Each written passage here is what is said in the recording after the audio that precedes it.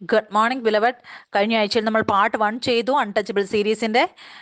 എത്രയധികം ആളുകൾ എന്നെ കേൾക്കുന്നോ ഞാൻ ഉത്സാഹിപ്പിക്കാൻ ആഗ്രഹിക്കുകയാണ്. നിങ്ങൾ ആദ്യം പാർട്ട് 1 കേൾക്കണം. അതിന്റെ ലിങ്ക് ഈ വീഡിയോയുടെ മുകളിൽ നിങ്ങൾക്ക് ലഭിക്കുന്നതാണ്. ഞങ്ങളെ ഓൺലൈനിൽ കേൾക്കുന്നവർ ഈ വീഡിയോയുടെ താഴെ ഒരു ലിങ്ക് ഉണ്ടാവും. അത് നിങ്ങൾ ഡൗൺലോഡ് ചെയ്താൽ നിങ്ങൾക്ക് ഇന്ന് വായിക്കുന്ന എല്ലാ വചനങ്ങളും ലഭിക്കുന്നതാണ്. അപ്പോൾ കഴിഞ്ഞ ആഴ്ചയിൽ നമ്മൾ പാർട്ട് 1 തുടങ്ങിയപ്പോൾ അൺടച്ചബിൾ സീരീസിന്റെ നമ്മൾ സങ്കീർത്തനം 23 നിന്നാണ് തുടങ്ങിയത്. ഞാൻ എൻ്റെ സ്വപ്നത്തെക്കുറിച്ച് നിങ്ങളോട് സംസാരിച്ചു. ഞാൻ ഏറ്റവും വലിയ വിശ്രമം ഈ കാര്യത്തിലാണ് ഞാൻ ക്രിസ്തുവിൽ വന്നപ്പോൾ എനിക്കുണ്ടായത്. എനിക്കിപ്പോൾ ഒരു സ്വർഗീയ പിതാവുണ്ട്. അതിനെക്കുറിച്ച് പൗലോസും ലേഖനങ്ങളിൽ എഴുതിയിരിക്കുകയാണ് ഈ വിഷയത്തെക്കുറിച്ച്. ആ ക്രിസ്തുവാണ് നമ്മുടെ പ്രാണനിൽ ഓരോ ദിവസവും രൂപാന്തരപ്പെടുന്നത്. ഒരു പുത്രന്റെ രൂപത്തിൽ നമ്മൾ പഠിക്കുകയാണ്. പരിശുദ്ധാത്മാവിനോട് കൂടെ പരിശുദ്ധാത്മാവിനെ നമ്മുടെ ഉള്ളിൽ പ്രവർത്തിക്കാൻ അനുവദിച്ചുകൊണ്ട് നമ്മൾ എത്രയധികം പരിശുദ്ധാത്മാവിനെ നമ്മളെ തന്നെ സമർപ്പിക്കുന്നു, നമുക്ക് കാണാൻ സാധിക്കും. പരിശുദ്ധാത്മാവ് നമ്മളെ സഹായിക്കും എല്ലാ ക്രിസ്തുവിന്റെ സ്വഭാവവും നമ്മുടെ ഉള്ളിൽ ഉണ്ടാകുവാൻ വേണ്ടി. നമ്മൾക്ക് അറിയാവുന്നതുപോലെ ഈ വീഡിയോയുടെ ടൈറ്റിൽ അൺടച്ചബിൾ സീരീസ് എന്നാണ്. എങ്ങനെ നമ്മൾ ആ സ്ഥലത്തേക്ക് എത്തപ്പെടാൻ നമുക്ക് സാധിക്കും? ഒന്നും നമ്മളെ തൊടാൻ പറ്റാത്ത ഒരു സ്ഥലത്തേക്ക്. എനിക്ക് ഒരുപാട് കൂട്ടുകാരുണ്ട്, ക്രിസ്തുവിലാണെങ്കിലും അവർ ഒരുപാട് പ്രശ്നങ്ങളിലാണ് അവരുടെ ജീവിതത്തിൽ വരാറുണ്ട്. ഏറ്റവും മഹത്വകരമായ കാര്യം നമ്മൾ മറന്നു പോകരുത്, നമുക്കൊരു സ്വർഗീയ പിതാവുണ്ട് എന്നുള്ള കാര്യം. നമ്മൾ ഈ അറിവിലായിരിക്കുമ്പോൾ, നമ്മൾ ആ പിതൃത്വത്തിൽ, അവന്റെ സ്നേഹത്തിൽ, അപ്പോൾ നമ്മൾ ധൈര്യത്തോടെ നമുക്ക് സഞ്ചരിക്കാൻ സാധിക്കും. നമ്മൾ ബൈബിളിൽ വായിക്കുന്നത് പോലെ പത്രോസ് യേശുവിനെ വെള്ളത്തിന്റെ മുകളിൽ നടക്കുന്നതായി കാണുമ്പോൾ യേശുവിനോട് പറയുകയാണ്, എനിക്കും വെള്ളത്തിന്റെ മുകളിൽ നടക്കണമെന്ന്. അപ്പോൾ യേശു അവനെ വിളിക്കുകയാണ്. അപ്പോൾ പത്രോസ് വെള്ളത്തിന്റെ മുകളിൽ നടക്കുകയാണ്. എപ്പോൾ പത്രോസ് അവന്റെ കണ്ണ് യേശു ക്രിസ്തുവിൽ നിന്ന് മാറ്റി അങ്ങോട്ടും ഇങ്ങോട്ടും നോക്കാൻ തുടങ്ങിയപ്പോൾ അവൻ മുങ്ങാൻ തുടങ്ങുകയാണ്. പക്ഷേ അവൻ മുങ്ങുമ്പോഴും യേശു അവനെ അവിടെ വിട്ടുകളയുകയല്ല. പിന്നെ അവൻ ഒച്ച വെക്കുകയാണ്, യേശുവേ എന്നെ രക്ഷിക്കൂ, എന്നെ രക്ഷിക്കൂ എന്ന്. യേശു അവനെ രക്ഷിക്കുകയാണ്. ഈ മെസ്സേജ് ഇതിനു വേണ്ടിയിട്ടാണ്. പുത്രന്മാരെ പിതാവ് പഠിപ്പിക്കുകയാണ് എങ്ങനെ നമ്മൾ വെള്ളത്തിന് മുകളിൽ നടക്കണമെന്ന്. നമ്മൾ ജീവിതത്തിന്റെ എല്ലാ മേഖലയിലും യേശു ക്രിസ്തുവിനെ പോലെ നമ്മൾ ആവണം. നമ്മൾ ഏതെങ്കിലും മേഖലയിൽ നമ്മൾ വീഴുകയാണെങ്കിലും താണു പോവുകയാണെങ്കിലും അവിടെയും അവൻ നമ്മളെ രക്ഷിക്കാൻ തയ്യാറായിട്ടുണ്ട്. അതുകൊണ്ട് ആളുകൾ രോഗികളാകുമ്പോൾ അവർ ഡോക്ടറുടെ അടുത്തേക്ക് പോകുമ്പോൾ അവർക്ക് സൗഖ്യമാക്കാറുണ്ട്, അത് ശരിയാണ്. പക്ഷെ ഒരു സ്ഥലം എനിക്കും നിങ്ങൾക്കും വേണ്ടി വെച്ചിട്ടുണ്ട്. അവിടെ സ്വർഗീയ ആരോഗ്യത്തിൽ നമ്മൾ നിലനിൽക്കുന്നു. അവിടെ പിന്നെ നമ്മൾ ഒരിക്കലും രോഗികളാകുകയില്ല. അതുകൊണ്ടാണ് നമ്മൾ ഈ സീരീസ് ചെയ്യുന്നത്. നമ്മൾ ചില വചനങ്ങൾ നമ്മൾക്ക് വായിക്കാം. 3 സാക്ഷ്യം ഞാൻ എൻ്റെ ജീവിതത്തിൽ നിന്ന് നിങ്ങളുടെ മുന്നിൽ ഇന്ന് പറയാൻ ആഗ്രഹിക്കുകയാണ്. ആദ്യം ഞാൻ രോഗിയായത് എങ്ങനെയാണ് എന്നും, ഞാൻ രോഗിയായപ്പോൾ അവിടുന്ന് ഞാൻ എങ്ങനെ വെളിയിൽ വന്നുവെന്നും, ഇപ്പോൾ നമ്മൾ എങ്ങനെ സ്വർഗീയ ആരോഗ്യത്തിൽ നിലനിൽക്കുന്നതെന്നും ഇതിനെക്കുറിച്ച് നമുക്ക് പഠിക്കാം. ഇതിൻ്റെ ലാളിത്യം എത്രയധികമാണ്. നമ്മൾ ഏറ്റവും ആദ്യം നമ്മുടെ മനസ്സിൽ ഇതിനെ പിടിച്ചുകൊള്ളണം. ഇതിന്റെ ആദ്യത്തെ വീഡിയോയിൽ നമ്മൾ സംസാരിച്ചു കഴിഞ്ഞു CTSനെ കുറിച്ച്. നമ്മൾ അറിഞ്ഞു സി എന്ന് പറഞ്ഞു കഴിഞ്ഞാൽ നമ്മുടെ എല്ലാ ചിന്തകളും ക്രിസ്തുവിലിടുക. ടി എന്ന് പറഞ്ഞു കഴിഞ്ഞാൽ നമ്മുടെ ക്രിസ്തുവിനോടുള്ള അനുസരണത്തിന് വിപരീതമായിട്ട് ഉയരുന്നതിനെല്ലാം വിടിച്ചു കളയുക. എസ് എന്ന് വെച്ചാൽ നമ്മൾ പ്രഖ്യാപിക്കുക. നിങ്ങൾ ഓർമ്മിക്കുക, എല്ലാ ചിന്തകളും നമ്മുടെ ഹൃദയത്തിലേക്ക് വരുന്നത് ഒരു ചിന്ത പോലെയാണ് വരുന്നത്. നമുക്ക് വചനത്തിൽ നിന്ന് വായിക്കാം. മത്തായി എഴുതിയ സുവിശേഷം അതിന്റെ 6-ാം അധ്യായം അതിന്റെ 31-ാം വാക്യം നമുക്ക് വായിക്കാം. ഇവിടെ എഴുതിയിരിക്കുകയാണ്, ആകയാൽ നാം എന്ത് തിന്നും, എന്ത് കുടിക്കും, എന്തൊടുക്കും എന്നിങ്ങനെ നിങ്ങൾ വിചാരപ്പെടരുത്. ഇവിടെ വചനം നമ്മളെ ഓർമ്മപ്പെടുത്തുകയാണ്, ഒന്നിനെ കുറിച്ചും ചിന്തിക്കരുത് എന്ന്. നമ്മൾ ചിന്തിക്കുന്നത് എങ്ങനെയാണ്? ഇവിടെ എഴുതിയിരിക്കുകയാണ്, നമ്മൾ പറയരുത് നമ്മുടെ വാഗുണ്ട്, നമ്മൾ എന്ത് തിന്നും, എന്ത് കുടിക്കും, എന്തൊടുക്കും. മുന്നോട്ട് എഴുതിയിരിക്കുകയാണ്, ഈ വകയൊക്കെയും ജാതികൾ അന്വേഷിക്കുന്നു. സ്വർഗസ്ഥനായ നിങ്ങളുടെ പിതാവ് ഇതൊക്കെയും നിങ്ങൾക്ക് ആവശ്യമെന്ന് അറിയുന്നുവല്ലോ. മുമ്പേ അവന്റെ രാജ്യവും നീതിയും അന്വേഷിപ്പിൻ, അതോടുകൂടെ ഇതൊക്കെയും നിങ്ങൾക്ക് കിട്ടും. അതുകൊണ്ട് നാളേക്കായി വിചാരപ്പെടരുത്, നാളത്തെ ദിവസം തനിക്കായി വിചാരപ്പെടുമല്ലോ. അതത് ദിവസത്തിന് അന്നന്നത്തെ ദോഷം മതി. അതുകൊണ്ട് വചനം ഇവിടെ വ്യക്തമായി നമ്മളെ ഓർമ്മപ്പെടുത്തുകയാണ്, ഒന്നിനെ കുറിച്ച് നമ്മൾ ചിന്തിച്ച് ഭാരപ്പെടരുത്. ഒരാൾ എങ്ങനെയാണ് ചിന്തിക്കുന്നത്? അവരുടെ ശബ്ദത്തിലൂടെ പറഞ്ഞാണ്. ഇവിടെ നമുക്ക് കാണാൻ സാധിക്കും, യേശു ക്രിസ്തു പറയുകയാണ്, നിങ്ങൾ ഒന്നിനെ കുറിച്ചും വിചാരപ്പെടരുതെന്ന്. നിങ്ങൾക്കൊരു സ്വർഗീയ പിതാവുണ്ട്, അവൻ അറിയുന്നു നിങ്ങൾക്ക് ഇതിന്റെ എല്ലാം ആവശ്യമുണ്ട് എന്ന്. നിങ്ങൾക്കറിയാമോ, നിങ്ങളുടെ ഏറ്റവും വലിയ വിശ്രമം എന്ന് പറയുന്നത് നിങ്ങളുടെ ചിന്തകൾ ഒരാൾക്ക് കൊടുക്കാൻ നിങ്ങൾക്ക് സാധിക്കുന്നത് നിങ്ങൾക്ക് അറിയാൻ സാധിക്കുമ്പോഴാണ്. ഒരാളുണ്ട് നിങ്ങളെക്കുറിച്ച് വിചാരപ്പെടുന്ന ആൾ. നിങ്ങൾ തന്നെത്താൻ രക്ഷിക്കുന്ന ആളാണെങ്കിൽ എനിക്ക് മനസ്സിലാക്കാൻ സാധിക്കും നിങ്ങൾക്ക് പിന്നെ ചിന്തിക്കേണ്ട ആവശ്യമുണ്ട്. പക്ഷെ എനിക്കും നിങ്ങൾക്കും അറിയാം നമുക്കൊരു സ്വർഗീയ പിതാവുണ്ട് എന്ന്. കാരണം എന്താണ്? നമ്മൾ നമ്മുടെ ചിന്തകൾ അവന്റെ മുകളിൽ ഇടുന്നതിന്റെ അതുകൊണ്ടാണ് വചനം പറയുന്നത്, നിങ്ങൾ എല്ലാ ചിന്താകുലവും എൻ്റെ മേൽ ഇട്ടുകൊള്ളുവിനെന്ന്. നമ്മൾ വചനത്തിൽ വായിച്ചു, മത്തായിയുടെ സുവിശേഷത്തിൽ വായിച്ചതുപോലെ എല്ലാ ചിന്തകളും നിങ്ങൾ അംഗീകരിക്കരുത്. എല്ലാ വിചാരങ്ങളും നിങ്ങളുടെ ഹൃദയത്തിലേക്ക് വരുന്ന ചിന്തകൾ കൊണ്ടുവരുന്നതിനെ നിങ്ങൾ അംഗീകരിക്കരുത്. എന്തുകൊണ്ടെന്നാൽ എനിക്കും നിങ്ങൾക്കും ഒരു സ്വർഗീയ പിതാവുണ്ട്. നമ്മൾ ആദ്യം 1 പത്രോസ് അതിന്റെ 5-ാം അധ്യായം വായിക്കാം. അതിനുശേഷം യാക്കോബിന്റെ സുവിശേഷം 4-ാം അധ്യായം വായിക്കാം. നമുക്ക് ആദ്യം 1 പത്രോസ് അതിന്റെ 5-ാം അധ്യായം 5-ാം വാക്യം, അതിനുശേഷം യാക്കോബ് 4-ന്റെ 6 വായിക്കാം. ഞാൻ ആഗ്രഹിക്കുകയാണ് നിങ്ങളെ കാണിക്കണമെന്ന്, എങ്ങനെയാണ് വചനത്തിൽ എഴുതിയിരിക്കുന്നത് നമ്മുടെ ചിന്തകളെ ദൈവത്തിന്റെ മുകളിൽ ഇടാനും പിന്നെ സാത്താനോട് എതിർത്ത് നിൽക്കേണ്ടത് എങ്ങനെയെന്നും. നമുക്ക് ആദ്യം വായിക്കാം 1 പത്രോസ് അതിന്റെ 5-ാം അധ്യായം. ഇവിടെ എഴുതിയിരിക്കുകയാണ്, ഔവണ്ണം ഇളയവരെ മൂപ്പന്മാർക്ക് കീഴടങ്ങുവിൻ, എല്ലാവരും തമ്മിൽ തമ്മിൽ കീഴടങ്ങി താഴ്മ ധരിച്ചുകൊള്ളുവിൻ. ദൈവം നിഗളികളോട് എതിർത്ത് നിൽക്കുന്നു, താഴ്മയുള്ളവർക്ക് കൃപ നൽകുന്നു. അതുകൊണ്ട് അവൻ തക്ക സമയത്ത് നിങ്ങളെ ഉയർത്തുവാൻ ദൈവത്തിന്റെ ബലമുള്ള കൈക്കീഴിൽ താണിരിപ്പിൻ. അവൻ നിങ്ങൾക്കായി കരുതുന്നതാകിയാൽ നിങ്ങളുടെ സകല ചിന്താകുലവും അവന്റെ മേലിട്ടുകൊള്ളുവിൻ. ഇവിടെ പറയുകയാണ്, നമ്മുടെ സകല ചിന്താകുലവും അവന്റെ മേലിടണം. എന്തുകൊണ്ടെന്നാൽ അവൻ നിങ്ങൾക്കായി കരുതുന്നവനാണ്. മുന്നോട്ട് വചനത്തിൽ എന്താണ് എഴുതിയിരിക്കുന്നത്? നിങ്ങൾക്കായി കരുതുന്നതാകിയാൽ നിങ്ങളുടെ സകല ചിന്താകുലവും അവന്റെ മേൽ ഇട്ടുകൊള്ളുവിൻ. നിർമ്മരാതരായിരിപ്പിൻ, ഉണർന്നിരിപ്പിൻ. നിങ്ങളുടെ പ്രതിയോഗിയായ പിശാച് അലർന്ന സിംഹം എന്ന പോലെ ആരെ വിഴുങ്ങേണ്ടു എന്ന് തിരഞ്ഞു ചുറ്റി നടക്കുന്നു. ഇവിടെ എന്തുകൊണ്ടാണ് സാത്താനെ അലർന്ന സിംഹം എന്ന് പറഞ്ഞിരിക്കുന്നത്? ഈ വചനത്തിന് മുമ്പ് നമ്മൾ എന്താണ് കണ്ടത്? നിങ്ങളുടെ എല്ലാ ചിന്താകുലങ്ങളും അവന്റെ മേൽ ഇട്ടുകൊള്ളുവിൻ. എഴുതിയിരിക്കുകയാണ് ദൈവത്തിന്റെ ബലമുള്ള കൈക്കീഴെ താണിരിപ്പിനെന്ന്. മുന്നോട്ട് എന്താണ് എഴുതിയിരിക്കുന്നത്? ലോകത്തിൽ നിങ്ങൾക്കുള്ള സഹോദരവർഗത്തിന് ആ വക കഷ്ടപ്പാടുകൾ പൂർണ്ണമായി വരുന്നുവെന്നറിഞ്ഞ് വിശ്വാസത്തിൽ സ്ഥിരമുള്ളവരായി അവനോട് എതിർത്ത് നിൽപ്പിൻ. നമുക്ക് മുന്നോട്ട് വചനത്തിൽ നിന്ന് വായിക്കാം, യാക്കോബ് 4-ന്റെ 6. പിന്നെ നമുക്ക് ഇതിനെക്കുറിച്ച് കുറച്ച് പഠിക്കാം. എന്നാൽ അവൻ അധികം കൃപ നൽകുന്നു, അതുകൊണ്ട് ദൈവം നിഗളികളോട് എതിർത്ത് നിൽക്കുകയും താഴ്മയുള്ളവർക്ക് കൃപ നൽകുകയും ചെയ്യുന്നു എന്ന് പറഞ്ഞിരിക്കുന്നു.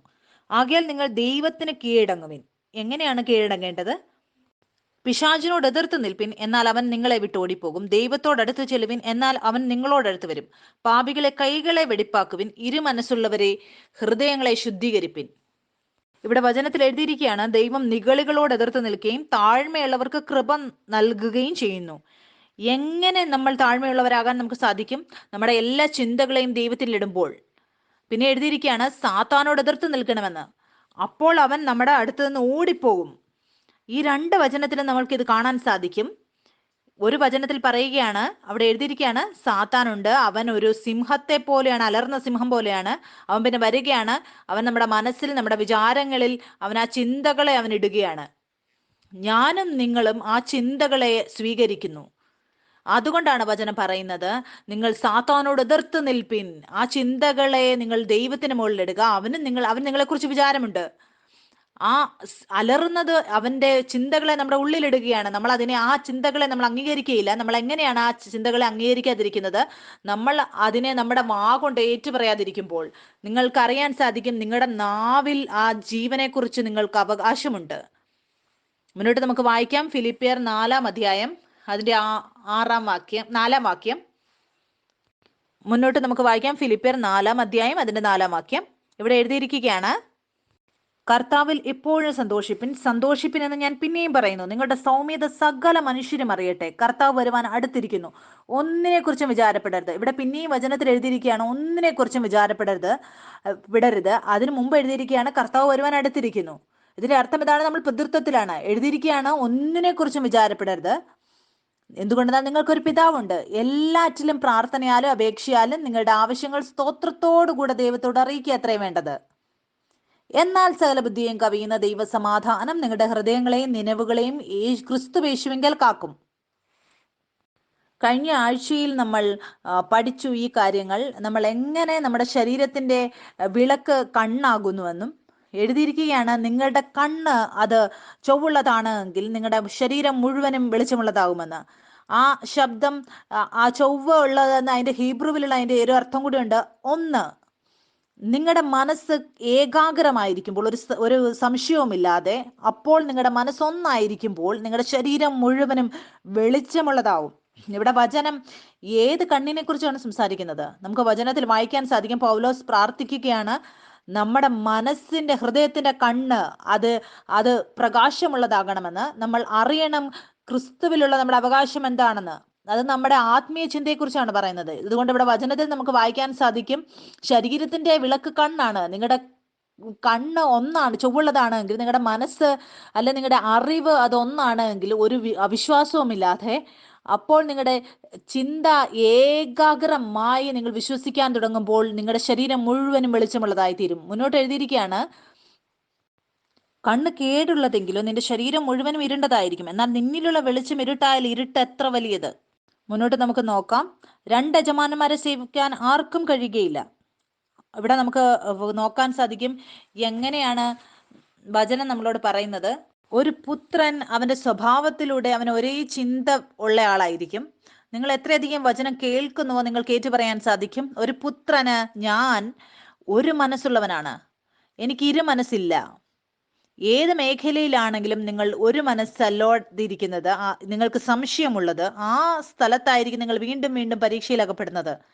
നിങ്ങൾ എത്രയധികം ആ മേഖലയിൽ ഒരേ ഒരു ചിന്തയോടെ ഒരു മനസ്സോടെ ആയിരിക്കാൻ തുടങ്ങുന്നു, അപ്പോൾ നിങ്ങളെ ആ സത്യത്തിൽ നിന്ന് ആർക്കും ഇളക്കാൻ സാധിക്കുകയില്ല. പിന്നെ എപ്പോഴും അവിടെ നിങ്ങൾ വിജയാളിയേക്കാൾ മുകളിലായിരിക്കും. അവിടെ നിങ്ങളുടെ ശരീരത്തിന്റെ കണ്ണ് വിളക്ക് കണ്ണായിരിക്കുന്നത് പോലെ നിങ്ങളുടെ മനസ്സ് ഒന്നായിരിക്കുമ്പോൾ എല്ലാ വെളിച്ചവും അത് നിങ്ങളുടെ ആത്മാവിൽ ഉള്ളത് നിങ്ങളുടെ ശരീരത്തിലേക്കും വരാൻ തുടങ്ങും. അതുകൊണ്ടാണ് വചനം പറയുന്നത്, നിങ്ങൾ യേശു ക്രിസ്തുവിന്റെ അടിപ്പിണരാൽ നിങ്ങൾ സൗഖ്യം വന്നിരിക്കുന്നു. നിങ്ങൾക്ക് ആ സ്വർഗീയ ആരോഗ്യത്തിൽ ആയിരിക്കേണ്ട നിങ്ങളുടെ അവകാശമാണ്.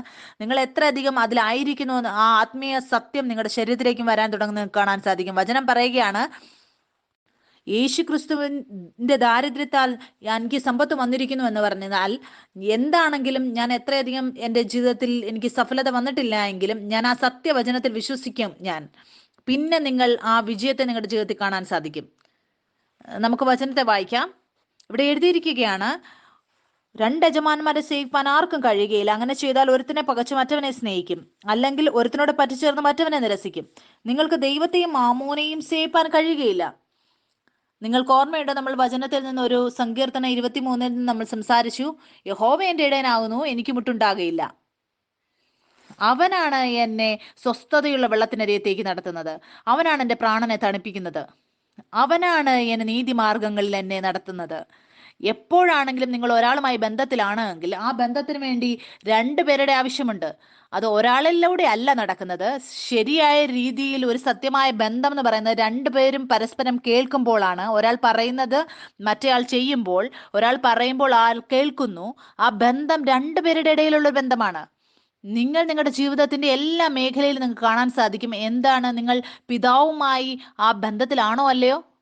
നിങ്ങളുടെ ജീവിതത്തിന്റെ എല്ലാ മേഖലയിലും പിതാവ് നേരത്തെ പറഞ്ഞിരിക്കുകയാണ് നിങ്ങൾ ആരാണെന്ന്. നിങ്ങൾക്ക് തുടങ്ങേണ്ട ആവശ്യമാണ് ആ ശബ്ദം കേട്ടിട്ട്. നമ്മൾ അങ്ങനെ ചെയ്യാൻ തുടങ്ങുമ്പോൾ നമ്മൾ നമ്മുടെ പിതാവുമായി ബന്ധത്തിലാകുന്നു. ഞാൻ അവന്റെ ശബ്ദം കേൾക്കുന്നു, അതുപോലെ ചെയ്യുന്നു.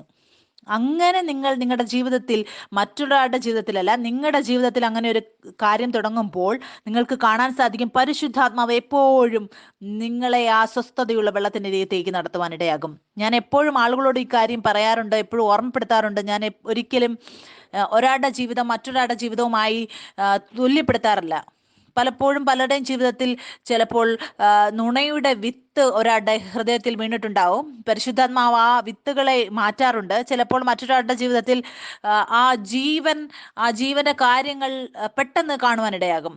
എത്രയധികം നിങ്ങൾ പഠിക്കുന്നുവോ പരിശുദ്ധാത്മാവിന് സമർപ്പിക്കാനായിട്ട്, അവന്റെ ശബ്ദം കേട്ടിട്ട് പ്രവർത്തിക്കാനായിട്ട്, അപ്പോൾ അവൻ എപ്പോഴും നിങ്ങളെ വിജയാളികളായിട്ട് ആ മാർഗത്തിൽ നിങ്ങളെ നടത്താൻ തുടങ്ങും. മുന്നോട്ട് നമുക്ക് വായിക്കാം. യാക്കോബ് അതിന്റെ 1:5 നിങ്ങളിൽ ഒരുത്തിന് ജ്ഞാനം കുറവാകുന്നുവെങ്കിൽ ഫലസിക്കാതെ എല്ലാവർക്കും ഔദാര്യമായി കൊടുക്കുന്നവനായ ദൈവത്തോട് യാചിക്കട്ടെ, അപ്പോൾ അവന് ലഭിക്കും.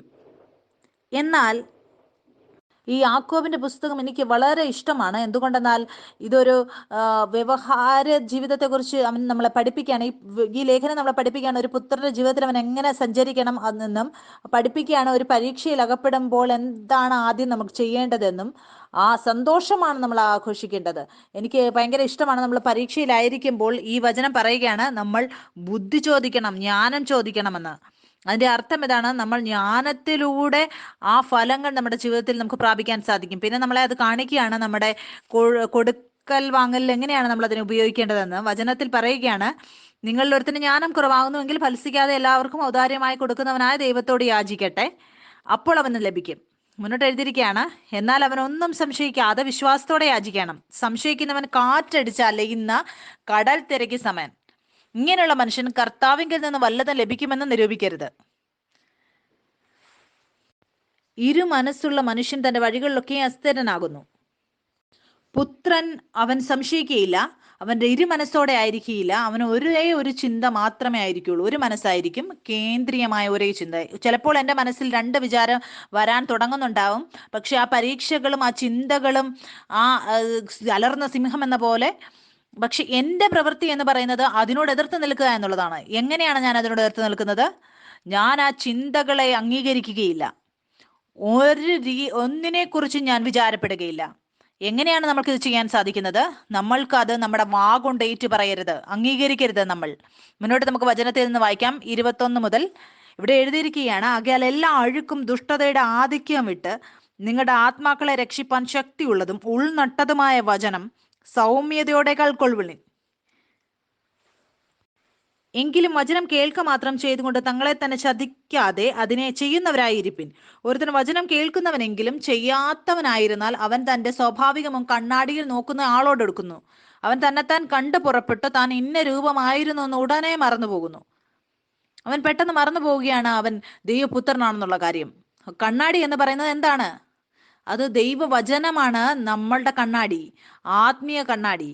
ഞാനും നിങ്ങളും വചനം ഗ്രഹിച്ചപ്പോൾ വചനത്തിൽ എഴുതിയിരിക്കുകയാണ് നമ്മുടെ വീണ്ടും ജനനം നടന്നിരിക്കുന്നുവെന്നും നമ്മൾ സ്വർഗത്തിൽ നിന്നാണ് വീണ്ടും ജനനം പ്രാപിച്ചത് എന്നും ദൈവത്തിൽ നിന്നും നമ്മൾ ഉത്ഭവിച്ചവരാണ് എന്നും ഒരു സ്വർഗീയ ജാതിയാണെന്നും നമ്മൾ ഈ കണ്ണാടി നോക്കുമ്പോൾ ഈ വചനത്തിൽ എഴുതിയിരിക്കുകയാണ്. വചനം കേൾക്കുന്നവർ അതിൽ സഞ്ചരിക്കുന്നവരല്ല എങ്കിൽ ആ മനുഷ്യനെ പോലെയാണ് നിങ്ങളുടെ സ്വാഭാവിക മുഖം കണ്ണാടിയിൽ നോക്കുന്ന ആളോടൊത്തുക എന്ന് തന്നെത്താൻ എന്നിട്ട് കണ്ടു പുറപ്പെട്ടിട്ട് മറന്നു പോവുകയാണ്. നമ്മുടെ പരീക്ഷകൾ നമ്മുടെ ജീവിതത്തിൽ വരുമ്പോൾ നമ്മൾ സാധാരണ ആളുകളെ കുറിച്ച് പോലെ നമ്മൾ ചിന്തിക്കാൻ തുടങ്ങുകയാണ്. നമ്മൾ മറ്റുള്ളവരെ പോലെ പ്രവർത്തിക്കാൻ തുടങ്ങുകയാണ്. മുന്നോട്ട് വചനത്തിൽ എഴുതിയിരിക്കുകയാണ്, സ്വാതന്ത്ര്യത്തിന്റെ തികഞ്ഞ ന്യായപ്രമാണം ഉറ്റുനോക്കി അതിൽ നിലനിൽക്കുന്നവനോ കേട്ട് മറക്കുന്നവനല്ല, പ്രവർത്തി ചെയ്യുന്നവനായി അവൾ ഓർമ്മപ്പെടുത്തുക. ആൾ ഓർത്തിരിക്കുകയാണ്, ഞാനൊരു പുതിയ സൃഷ്ടിയാണ്, സ്വർഗത്തിൽ ജനിച്ചത്. അങ്ങനെയുള്ള ആൾ പ്രവർത്തി ചെയ്യുന്നവനായി താൻ ചെയ്യുന്നതിൽ ഭാഗ്യവാനാകും. ഞാൻ നിങ്ങളോട് പറഞ്ഞതുപോലെ നിങ്ങളുടെ ജീവിതത്തിൽ പരീക്ഷ വരുമ്പോൾ നിങ്ങൾ മറന്നു പോകരുത് നിങ്ങൾ ദൈവത്തിന്റെ പുത്രന്മാരാണെന്ന്. നിങ്ങൾ മറന്നു പോകരുത് നിങ്ങൾ ഒരു സാധാരണ വ്യക്തിയാണെന്നുള്ള അസാധാരണ വ്യക്തിയാണെന്നുള്ള കാര്യവും നിങ്ങൾ സ്വർഗജാതിയാണെന്നും. റോമറിൽ നമുക്കിത് വായിക്കാൻ സാധിക്കും. ഒരു ശാരീരിക വ്യക്തി എന്ന് പറയുന്നത് ദൈവത്തിന്റെ കാര്യങ്ങളെ ഗ്രഹിക്കുന്നില്ല. ഒരു ശാരീരിക വ്യക്തി എന്ന് പറയുന്ന അതിന്റെ അർത്ഥം ഹീബ്രു ഭാഷയിൽ നമ്മൾ നോക്കുകയാണെങ്കിൽ അതിന്റെ അർത്ഥം ഇതാണ്: ആ ഒരു വ്യക്തി അവരുടെ 5 ഇന്ദ്രിയങ്ങളിലൂടെയാണ് സഞ്ചരിക്കുന്നത്. അതിലൂടെയാണ് എല്ലാ കാര്യവും പ്രവർത്തിക്കുന്നത്, അതിന്റെ ചുറ്റുമുള്ളത് ആ ശരീരത്തിൽ കാണുന്ന അനുസരിച്ച്. അങ്ങനെയുള്ള ഒരു വ്യക്തി ദൈവതീയ കാര്യങ്ങൾ ഗ്രഹിക്കാൻ അവർക്ക് സാധിക്കുകയില്ല. എന്തുകൊണ്ടെന്നാൽ അവർക്ക് എല്ലാ കാര്യങ്ങളും ദൈവത്തിൽ നിന്ന് വരുന്നത് ആത്മീയമായ കാര്യങ്ങളാണ്. ഞാനും നിങ്ങളും ശാരീരികമായുള്ളവരല്ല, ഞാനും നിങ്ങളും ഇപ്പോൾ ആത്മീയരായ വ്യക്തികളാണ്. നമുക്കറിയാം നമ്മുടെ ഉൽപ്പത്തി എന്തിലൂടെയാണ് ഉണ്ടായതെന്ന്. നമ്മുടെ ഉൽപ്പത്തി ദൈവിക പിതാവിലൂടെയാണ് ഉണ്ടായിരിക്കുന്നത്. നമ്മുടെ ജനനം സ്വർഗത്തിൽ നിന്നാണ് ഉണ്ടായിരിക്കുന്നത്. നമ്മൾ ആ പരീക്ഷയുടെ സമയത്ത് നമ്മുടെ ജീവിതത്തിലേക്ക് വരുമ്പോൾ നമ്മൾക്കപ്പോൾ മറന്നു പോകരുത് ഞാനും നിങ്ങളും സ്വർഗീയ ജാതിയാണെന്നുള്ള കാര്യം. മുന്നോട്ട് നമുക്ക് യാക്കോബിന്റെ പുസ്തകത്തിൽ നമുക്ക് പഠിക്കാൻ സാധിക്കും. പറയുകയാണ്, നമ്മൾ കേൾപ്പാൻ വേഗതയും പറവാൻ താമസവും കോപത്തിന് താമസമുള്ളവരായിരിക്കണമെന്ന്. നമ്മൾ കേൾക്കാൻ വേണ്ടി വേഗതയുള്ളവരായിരിക്കണം, പക്ഷെ പറയാൻ താമസമുള്ളവരും. അങ്ങനെയുള്ള ചിന്തകളെ നമ്മൾ അംഗീകരിക്കരുത്. നമ്മൾ കോപത്തിന് താമസമുള്ളവരായിരിക്കണം. കോപമുള്ള ഹൃദയം ദൈവത്തിന്റെ നീതിയെ ഉത്ഭവിപ്പിക്കാൻ സാധിക്കില്ല. അതിന്റെ അർത്ഥം ഒരു സമയത്ത് നമ്മൾ കോപിക്കാതിരിക്കുമ്പോൾ ദൈവിക നീതി നമ്മളിൽ നിന്ന് പ്രവർത്തിക്കാൻ തുടങ്ങും. അത് നമ്മൾക്ക് വേണ്ടി പോയി നമുക്ക് വേണ്ടി എല്ലാ കാര്യങ്ങളും സാധിക്കും. എത്രയധികം നമ്മൾ നമ്മളെ തന്നെ സമാധാനത്തിലായിരിക്കാൻ പഠിക്കുന്നുവോ, നമ്മൾ മറന്നു പോകാതിരിക്കുമ്പോൾ നമ്മൾ ദൈവപുത്രന്മാരാണെന്ന്. നമ്മൾ സാധാരണമായ ആൾക്കാരല്ല, നമ്മൾ മനുഷ്യജാതി അല്ല. ഞാനും നിങ്ങളും ഇപ്പോൾ സ്വർഗീയ ജാതിയാണെന്നും നമ്മളൊരു പുതിയ സൃഷ്ടിയാണെന്നും ഏത് നിമിഷമാണോ നമ്മൾ ക്രിസ്തുവിനെ സ്വീകരിച്ചത്, നമ്മൾ ഏറ്റു പറഞ്ഞത്, ആ സമയത്ത് നമ്മുടെ വീണ്ടും ജനനം പ്രാപിച്ചു സ്വർഗത്തിൽ നിന്നും.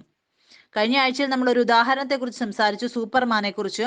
സൂപ്പർമാൻ കാണുമ്പോൾ മറ്റുള്ളവരെ പോലെയാണ് കാണുന്നതെങ്കിലും അതൊരു സാധാരണ വ്യക്തിയല്ല. എല്ലാവർക്കും ആവശ്യമുള്ളപ്പോൾ ആ വ്യക്തി അവരെ വിടുവിക്കാൻ വേണ്ടി എത്തുകയാണ്. ആളാണ് സൂപ്പർമാൻ. സൂപ്പർമാന്റെ ഏറ്റവും വലിയ ചിന്ത ഇതായിരിക്കും, അവൻ മറന്നു പോകാതിരിക്കണം അവൻ സൂപ്പർമാൻ ആണെന്നുള്ള കാര്യം. എന്തുകൊണ്ട് അവൻ എപ്പോഴും മനുഷ്യരുടെ ഇടയിലാണ് അവൻ ജീവിക്കുന്നത്. അവൻ എത്രയധികം ആ കാര്യത്തിൽ വിശ്വസിക്കുന്നു, അവൻ ആരാണെന്ന് മറന്നു പോകാതിരിക്കുന്നുവോ അതായിരിക്കും അവന്റെ വിജയം. മുന്നോട്ട് നമുക്ക് വചനത്തിൽ നിന്ന് വായിക്കാം. 2 കൊരിന്ത്യർ 10-ാം അധ്യായം അതിന്റെ 3. ഇവിടെ എഴുതിയിരിക്കുകയാണ്, ഞങ്ങൾ ജഡത്തിൽ സഞ്ചരിക്കുന്നവരെങ്കിലും ജഡപ്രകാരം പോരാടുന്നില്ല. ഞങ്ങളുടെ പോരിന്റെ ആയുധങ്ങളോ ജഡീകങ്ങളല്ല. പലപ്പോഴും നമുക്ക് തോന്നാം ചിലപ്പോൾ പരീക്ഷകൾ വരുമ്പോൾ നമുക്ക് ശരീരത്തിൽ പോരാടേണ്ട ആവശ്യമുണ്ട് എന്ന്. പക്ഷെ വചനം നമ്മളെ ഓർമ്മപ്പെടുത്തുകയാണ്, നമ്മുടെ പോരിന്റെ ആയുധങ്ങൾ ജഡീകങ്ങളല്ല. നിങ്ങൾക്ക് തോന്നാം എത്ര പ്രശ്നങ്ങൾ വരുന്നുവോ അത് നിങ്ങളുടെ ശരീരത്തിലായിരിക്കാം നിങ്ങൾക്ക് കാണുന്നത്. പക്ഷെ അതിനോട് എതിർത്ത് നിൽക്കേണ്ട രീതി വചനത്തിൽ എഴുതിയിരിക്കുകയാണ്. നമ്മുടെ പോരിന്റെ ആയുധങ്ങൾ ജഡികങ്ങളല്ല. നമുക്ക് കാണാൻ സാധിക്കും, വചനത്തിൽ എഴുതിയിരിക്കുകയാണ്, നമ്മുടെ ജഡത്തിൽ സഞ്ചരിക്കുന്നവരെങ്കിൽ ജഡപ്രകാരം പോരാടുന്നില്ല. ഞങ്ങളുടെ പോരിന്റെ ആയുധങ്ങളോ ജഡീകങ്ങളല്ല, കോട്ടകളെ ഇടിപ്പാൻ ദൈവസന്നിധിയിൽ ശക്തിയുള്ളവ തന്നെ. അവയാൽ ഞങ്ങൾ സങ്കല്പങ്ങളും ദൈവത്തിന്റെ പരിജ്ഞാനത്തിന് വിരോധമായി പൊങ്ങുന്ന എല്ലാ ഉയർച്ചയും ഇടിച്ചു കളഞ്ഞ് ഏത് വിചാരത്തെയും ക്രിസ്തുവിനോടുള്ള അനുസരണത്തിനായി പിടിച്ചടക്കി നിങ്ങളുടെ അനുസരണം തികഞ്ഞു വരുമ്പോൾ എല്ലാ അനുസരണക്കേടിനും പ്രതികാരം ചെയ്യുവാൻ ഒരുങ്ങിയുമിരിക്കുന്നു. നമ്മുടെ യുദ്ധം അതെവിടെയാണ് നടക്കുന്നത്? അത് നമ്മുടെ ഹൃദയങ്ങളിലാണ്.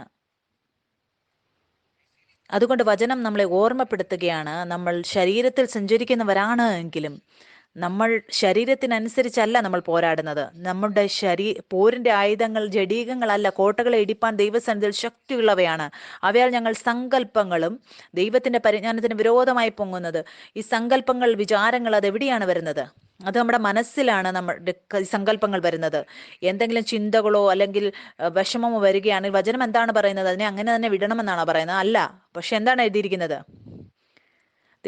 ഇവിടെ വചനം എന്താണ് എഴുതിയിരിക്കുന്നത്? അവയാൽ ഞങ്ങൾ സങ്കല്പങ്ങളും ദൈവത്തിന്റെ പരിജ്ഞാനത്തിന് വിരോധമായി പൊങ്ങുന്ന എല്ലാ ഉയർച്ചയും ഇടിച്ചു കളഞ്ഞ് എല്ലാ സങ്കല്പങ്ങളെയും പിടിച്ചടക്കി ക്രിസ്തുവിനോടുള്ള അനുസരണത്തിനായി പിടിച്ചടക്കുക. കഴിഞ്ഞ മെസ്സേജ് നമ്മൾ റോമർക്ക് എഴുതിയ ലേഖനത്തിൽ നിന്ന് നമ്മൾ പറഞ്ഞു, നിങ്ങൾ ഒരാളുടെ വാക്ക് കേട്ട് അതിനനുസരിച്ച് പ്രവർത്തിക്കുമ്പോൾ നിങ്ങൾ അവരുടെ ദാസന്മാരായി തീരുകയാണ്. നിങ്ങളുടെ ഹൃദയത്തിലേക്ക് എന്തെങ്കിലും ചിന്തകൾ വരുമ്പോൾ നിങ്ങൾ എങ്ങനെയാണ് അതിന്റെ ദാസനാകുന്നതെന്ന് ആ ചിന്തയ്ക്ക് പുറകെ നമ്മൾ ഓടുമ്പോഴാണ്. അതിന്റെ അർത്ഥം ഇതാണ്, നമ്മൾ ആ ചിന്തയിലൂടെ തന്നെത്താൻ അതിന്റെ ദാസത്വത്തിലേക്ക് നമ്മൾ കൊണ്ടുപോവുകയാണ്. എന്താണ് ഒരു പുത്രനെ ദാസനാക്കുന്നത്? അത് അവരുടെ ചിന്തകളാണ്. അതുകൊണ്ടാണ് എഴുതിയിരിക്കുന്നത്, പുത്രൻ സ്വാതന്ത്ര്യം വരുത്തിയാൽ അവ സ്വതന്ത്രമാകുന്നുവെന്ന്. അതുകൊണ്ട് എല്ലാ ചിന്തകളും ക്രിസ്തുവിനോടുള്ള അനുസരണത്തിന് വിപരീതമായി പൊങ്ങുന്നതിനെ എല്ലാം നമ്മൾ ഇടിച്ചു കളയണം. ആ ചിന്തകളെ നമ്മൾ നമ്മുടെ അനുസരണത്തിനായി പിടിച്ചെടുക്കണം. എന്തുകൊണ്ടാണ്? നിങ്ങൾ ക്രിസ്തുവിൽ പിതാവിന്റെ വലതുഭാഗത്തിരിക്കുന്നവരാണ്. ഈ ലോകത്തിന്റെ എത്ര കാര്യങ്ങളുണ്ടോ അതെല്ലാം യേശു ക്രിസ്തുവിന്റെ കാലിന് അടിയിലാണ്. നമ്മൾ എഫേസ്യർക്ക് എഴുതിയ പുസ്തകത്തിൽ നമ്മൾ വായിച്ചു. അതുകൊണ്ട് എന്തെങ്കിലും കാര്യം നിങ്ങളുടെ എതിരായി വരികയാണെങ്കിൽ അത് ഓൾറെഡി നിങ്ങളുടെ കാലിന് കീഴേ ആയിരിക്കുന്ന കാര്യങ്ങളാണ്. നിങ്ങൾ ആ ചിന്തകളെ നിങ്ങളുടെ ജീവിതത്തിൽ അതിനെ നിങ്ങളെ അധികാരം നടത്തുവാൻ അനുവദിക്കരുത്. നിങ്ങൾ ആ ചിന്തയുടെ പുറകെ ഓടുമ്പോൾ പറയുകയാണ്, ചിലപ്പോൾ എൻ്റെ ജീവിതത്തിൽ ഇതുവരെ ഈ വചനം പൂർത്തീകരിച്ചിട്ടില്ല എന്ന്, ഇങ്ങനെയുള്ള സാഹചര്യങ്ങൾ ഇതെൻ്റെ കാലിന് കീഴേ ആയിട്ടില്ല എന്ന് നിങ്ങൾ അങ്ങനെ പറഞ്ഞ് ആ ചിന്തകളെ അതിന് നിങ്ങളുടെ മുകളിൽ അധികാരം കൊടുക്കുകയാണ് നിങ്ങൾ. പിന്നെ നിങ്ങൾ അതിൻ്റെ ദാസന്മാരായി തീരുകയാണ്. ഒരു വസ്തുവും നിങ്ങളെ അതിൻ്റെ ദാസനാക്കുന്നുവെങ്കിൽ അത് ദൈവത്തിൽ നിന്നുള്ളതല്ല. ഞാനിത് നേരത്തെ നിങ്ങളോട് പറഞ്ഞു, പുത്രന്മാരാണ് അവകാശികൾ, അവർ ദാസന്മാരല്ല. അതുകൊണ്ട് നിങ്ങളുടെ ജീവിതത്തിന്റെ എല്ലാ മേഖലകളിലും നിങ്ങൾ നോക്കുക, നിങ്ങൾ എന്തിൻ്റെയെങ്കിലും ദാസനാണോ എന്ന്. ആ മേഖലയിൽ നിങ്ങൾക്ക് കാണാൻ സാധിക്കും, പരിശുദ്ധാത്മാവ് നിങ്ങളെ അവിടെ ഇളക്കും, നിങ്ങളെ അവിടെ ഉണർത്തും. നിങ്ങളൊരു പുത്രനാണ്. മുന്നോട്ട് നമുക്ക് വായിക്കാം. റോമർക്ക് എഴുതിയ ലേഖനം 8:2 മുതൽ. ഇവിടെ എഴുതിയിരിക്കുകയാണ്, ജീവന്റെ ആത്മാവിന്റെ പ്രമാണം എനിക്ക് പാപത്തിന്റെയും മരണത്തിന്റെയും പ്രമാണത്തിൽ നിന്ന് ക്രിസ്തുയേശുവിൽ സ്വാതന്ത്ര്യം വരുത്തിയിരിക്കുന്നു. പാപത്തിന്റെയും മരണത്തിന്റെയും പ്രമാണം ഈ ലോകത്തിലേക്ക് വന്നത് ആ നന്മതിന്മകളെ കുറിച്ചുള്ള ഫലം ഭക്ഷിച്ചതിലൂടെയാണ് ഈ ലോകത്തിൽ വന്നത്. പുത്രൻ ജീവന്റെ വൃക്ഷത്തിൽ നിന്നാണ് ജീവിക്കുന്നത്. പാപത്തിന്റെയും മരണത്തിന്റെയും പ്രമാണം അത് വേറെ മേഖലയിൽ നിന്നുള്ളതാണ്. മുന്നോട്ട് നമുക്ക് നോക്കാം. വചനത്തിൽ എഴുതിയിരിക്കുകയാണ്, ജഡത്താലുള്ള ബലഹീനത നിമിത്തം ന്യായപ്രമാണത്തിന് കഴിയാഞ്ഞതിനെ സാധിപ്പാൻ ദൈവം തന്റെ പുത്രനെ പാപജഡത്തിന്റെ സാദൃശ്യത്തിലും പാപം നിമിത്തവും അയച്ചു. പാപത്തിന് ജഡത്തിൽ ശിക്ഷ വിധിച്ചു. ജഡത്തെയല്ല ആത്മാവിനെ എത്ര അനുസരിച്ച് നടക്കുന്ന നമ്മിൽ ന്യായപ്രമാണത്തിന്റെ നീതി നിവൃത്തിയാകേണ്ടതിന് തന്നെ. ജഡസ്വഭാവമുള്ളവർ ജഡത്തിനുള്ളതും. ജഡസ്വഭാവമുള്ളവർ ആരാണ്? അവർ അവരുടെ 5 ഇന്ദ്രിയങ്ങൾ കൊണ്ട് ജീവിക്കുന്നവരാണ്. അവർ കാണുന്നതും അവരുടെ ചുറ്റും അവർ സ്പർശിക്കുന്നതും കേൾക്കുന്നതുമായ കാര്യങ്ങൾ കൊണ്ടാണ് അവർ ജീവിക്കുന്നത്. അതാണെന്ന് സത്യം എന്നവർ പറയുന്നു. മുന്നോട്ട് എഴുതിയിരിക്കുകയാണ്, ജഡസ്വഭാവമുള്ളവർ ജഡത്തിനുള്ളതും ആത്മസ്വഭാവമുള്ളവർ ആത്മാവിനുള്ളതും ചിന്തിക്കുന്നു. ജഡത്തിന്റെ ചിന്ത മരണം, ആത്മാവിന്റെ ചിന്തയോ ജീവനും സമാധാനവും തന്നെ. ജഡത്തിന്റെ ചിന്ത ദൈവത്തോട് ശത്രുത്വമാകുന്നു. അത് ദൈവത്തിന്റെ ന്യായപ്രമാണത്തിന് കീഴ്പ്പെടുന്നില്ല, കീഴ്പ്പെടുവാൻ കഴിയുന്നതുമല്ല. ജഡസ്വഭാവമുള്ളവർക്ക് ദൈവത്തെ പ്രസാദിപ്പാൻ കഴിവില്ല. അതുകൊണ്ട് യേശുക്രിസ്തു ശരീരത്തിൽ വന്ന് ഈ ബലി അർപ്പിക്കേണ്ടത് ആവശ്യമായിരുന്നു. അത് ഈ ന്യായപ്രമാണത്തിന്റെ വിധി പൂർത്തീകരിക്കാൻ വേണ്ടിയായിരുന്നു. ഞാൻ എൻ്റെ ജീവിതത്തിന്റെ എല്ലാ മേഖലകളിലും ഞാൻ കാണാറുണ്ട്. ഞാൻ എൻ്റെ എല്ലാ ശരീരത്തിൽ നിന്ന് വരുന്ന തിരിച്ചറിവുകളെ ഞാൻ മാറ്റി നിർത്താറുണ്ട്. ഞാൻ എന്നിട്ട് എൻ്റെ ആത്മാവിന്റെ തിരിച്ചറിവിനെ ഞാൻ പിടിച്ചുകൊള്ളും. എന്തുകൊണ്ട് എൻ്റെ ശരീരത്തിന്റെ വ്യക്തിത്വം അതിന് ഇപ്പോൾ എൻ്റെ മുകളിൽ ഒരു അധികാരവുമില്ല. ഈ ആത്മീക വ്യക്തി അതിന്റെ മുകളിൽ ഭരിക്കുകയാണ്. മുന്നോട്ട് നമുക്ക് വചനത്തിൽ നിന്ന് വചനം വായിക്കാം. എൻ്റെ സാക്ഷ്യം ഞാൻ ഇന്ന് നിങ്ങളോട് ഈ വചനത്തിന് ശേഷം ഷെയർ ചെയ്യണമെന്ന് ആഗ്രഹിക്കുകയാണ്. അതിനു മുമ്പ് നമ്മൾ എഫേസ്യർക്കുള്ള പുസ്തകത്തിൽ നിന്ന് വായിക്കുന്നതിന് മുമ്പ് നമുക്ക് വായിക്കാം യാക്കോബ് അതിൻ്റെ 3-ാം അധ്യായം മുതൽ. ഇത് PDF-നകത്തില്ല, നിങ്ങൾ ബൈബിളിൽ നിന്ന് എടുക്കണം. യാക്കോബ് 3-ാം അധ്യായം. ഇവിടെ എഴുതിയിരിക്കുകയാണ്, സഹോദരന്മാരെ, അധികം ശിക്ഷാവിധി വരും എന്നറിഞ്ഞ് നിങ്ങളിൽ അനേകർ ഉപദേഷ്ടാക്കന്മാരാകരുത്. നാം എല്ലാവരും പലതിലും തെറ്റിപ്പോകുന്നു. ഒരുത്തൻ വാക്കിനാൽ തെറ്റാതിരുന്നാൽ അവൻ ശരീരത്തെ മുഴുവൻ കടിഞ്ഞാണ്ട് നടത്തുവാൻ ശക്തനായി സൽഗുണ പൂർത്തിയുള്ള പുരുഷനാകുന്നു. കുതിരയെ അധീനമാക്കുവാൻ വായിൽ കടിഞ്ഞാണിട്ട് അതിന്റെ ശരീരം മുഴുവനും തിരിക്കുന്നുവല്ലോ. കപ്പലും എത്ര വലിയതായാലും കൊടുങ്കാറ്റടിച്ച് ഓടുന്നതായാലും അമരക്കാരൻ ഏറ്റവും ചെറിയ ചുക്കാൻ കൊണ്ട് തനിക്ക് ബോധിച്ച ദിക്കിലേക്ക് തിരിക്കുന്നു. അങ്ങനെ തന്നെ നാവും ചെറിയ അവയവമെങ്കിലും വളരെ വമ്പ് പറയുന്നു. കുറഞ്ഞ തീ എത്ര വലിയ കാട് കത്തിക്കുന്നു. നാവും ഒരു തീ തന്നെ. അത് നമ്മുടെ അംഗങ്ങളുടെ കൂട്ടത്തിൽ അനീതി ലോകമായി ദേഹത്തെ മുഴുവൻ മലിനമാക്കി ജീവചക്രത്തിന് തീ കൊളുത്തുകയും. ഈ മലിനമാക്കുന്നത് എന്താണ്? മലിനമാക്കുക എന്നുള്ളതിന്റെ അർത്ഥം എന്താണ്? അശുദ്ധമാക്കുക. പുതിയ നിയമത്തിൽ നമുക്ക് വായിക്കാൻ സാധിക്കും, ഞാനും നിങ്ങളും ഇപ്പോൾ വിശുദ്ധരാണ്. പഴയ നിയമത്തിൽ നമുക്ക് പഠിക്കാൻ സാധിക്കും എങ്ങനെയാണ് ഒരു വസ്തു വിശുദ്ധമായിട്ടുള്ളതിനെ മറ്റൊരു അശുദ്ധമായിട്ടുള്ളത് തൊടാൻ പാടില്ല. ഒരു ദുഷ്ടനും ഒരു മലിനമായിട്ടുള്ളതൊന്നും അതിൻ്റെ അടുത്തേക്ക് വരാൻ സാധിക്കില്ല. വിശുദ്ധം എന്നുള്ളതിന്റെ അർത്ഥം ഇതാണ്, വേർപെട്ടത്. ഒരു കാര്യം അതിവിശുദ്ധ സ്ഥലത്തേക്ക് പ്രവേശിക്കണമെങ്കിൽ അത് വിശുദ്ധമല്ല എങ്കിൽ അത് ഭസ്മമായി പോവും. ആ മഹാപുരോഹിതൻ മാത്രമേ ആ സ്ഥാനത്തേക്ക് പ്രവേശിക്കാൻ സാധിക്കുകയുള്ളൂ, അതും ആ രക്തത്തിലൂടെ. അതുകൊണ്ട് ഇപ്പോൾ ഞാനും നിങ്ങളും വിശുദ്ധരാണ്. ഏത് നിമിഷം എൻ്റെയും നിങ്ങളുടെയും വീണ്ടും ജന്മം പ്രാപിച്ചോ ഞാനും നിങ്ങളും വേർപെടുത്തിയവരാണ്. നമ്മളെ വിശുദ്ധരെന്നാണ് ദൈവം പറയുന്നത്. പിന്നെ നമുക്ക് 6-ാം വാക്യത്തിൽ നോക്കാം. അത് നമ്മുടെ അംഗങ്ങളുടെ കൂട്ടത്തിൽ അനീതി ലോകമായി ദേഹത്തെ മുഴുവൻ മലിനമാക്കി ജീവചക്രത്തിന് തീ കൊളുത്തുകയും നരകത്താൽ അതിന് തീ പിടിക്കുകയും ചെയ്യുന്നു. ഇതിന്റെ അർത്ഥം നിങ്ങളുടെ നാവാണ് എല്ലാ കാര്യങ്ങളെയും അശുദ്ധമാക്കുന്നത്. മുന്നോട്ട് നമുക്ക് വായിക്കാം. മൃഗം, പക്ഷി, ഇഴജാതി, ജലജന്തു ഈ വകയെല്ലാം മനുഷ്യജാതിയോട് മെരുങ്ങിയും ഇരിക്കുന്നു. നാവിനെയോ മനുഷ്യർക്കാർക്കും മെരുക്കാവതല്ല. അത് അടങ്ങാത്ത ദോഷം, മരണകരമായ വിഷം നിറഞ്ഞത്. അതിനാൽ നാം കർത്താവും പിതാവുമായവനെ സ്തുതിക്കുന്നു. ദൈവത്തിന്റെ സാദൃശ്യത്തിലുണ്ടായ മനുഷ്യരെ അതിനാൽ ശപിക്കുന്നു. ഒരു വായിൽ നിന്ന് തന്നെ സ്തോത്രവും ശാപവും പുറപ്പെടുന്നു. സഹോദരന്മാരെ, ഇങ്ങനെ ആയിരിക്കുന്നത് യോഗ്യമല്ല. ഉറവിന്റെ ഒരേ ദ്വാരത്തിൽ നിന്ന് മധുരവും കയ്പുള്ള വെള്ളവും പുറപ്പെട്ടു വരുമോ? സഹോദരന്മാരെ, അത്തിവൃക്ഷം ഒലിവ് പഴവും മുന്തിരിവള്ളി അത്തിപ്പഴവും കായ്ക്കുമോ? ഉപ്പുറവിൽ നിന്ന് മധുരമുള്ള വെള്ളം പുറപ്പെടുകയുമില്ല. നമ്മൾ ബൈബിളിൽ വായിക്കാൻ നമുക്ക് സാധിക്കും, യേശുക്രിസ്തു മരിച്ചെഴുന്ന ഉയർത്തെഴുന്നേറ്റപ്പോൾ ക്രൂശിന് ശേഷം അവന്റെ ശിഷ്യന്മാർക്ക് പ്രത്യക്ഷമായപ്പെട്ടപ്പോൾ അവൻ ശിഷ്യന്മാരോട് പറഞ്ഞു, ഒരു സ്ഥലത്ത് നിങ്ങൾ നിൽക്കണം, നിങ്ങൾ പരിശുദ്ധാത്മാവ് പ്രാപിക്കുന്നത് വരെ. നമുക്ക് കാണാൻ സാധിക്കും എങ്ങനെയാണ് പെന്തക്കോസ് ദിവസം 120 പേരുടെ മുകളിൽ പരിശുദ്ധാത്മാവ് ഇറങ്ങി വന്നതും ആൾക്കാർ കേട്ടുകൊണ്ട് നിന്നപ്പോൾ, നിങ്ങൾ പുത്രന്മാരാണ്, നിങ്ങളുടെ ഉള്ളിൽ പരിശുദ്ധാത്മാവുണ്ട്. എന്തായിരുന്നു ഏറ്റവും ആദ്യം പരിശുദ്ധാത്മാവ് പിടിച്ചത്? അത് നാവിനെ ആയിരുന്നു.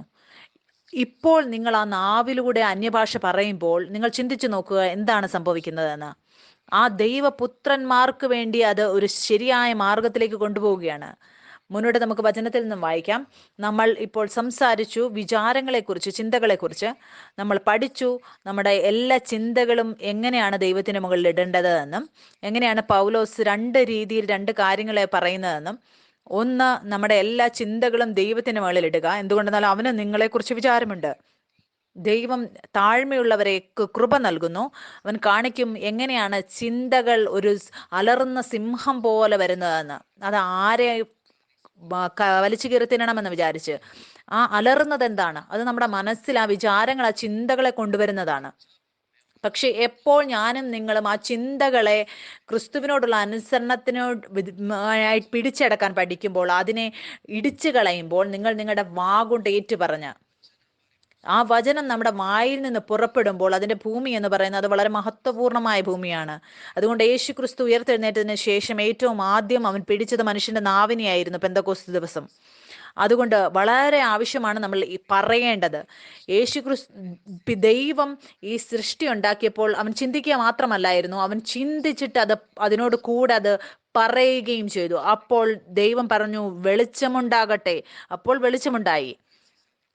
എന്തെങ്കിലും അങ്ങനെയുള്ള ഒരു ശക്തിയുണ്ടോ നമ്മൾ നമ്മുടെ വായ കൊണ്ട് പറയുമ്പോൾ?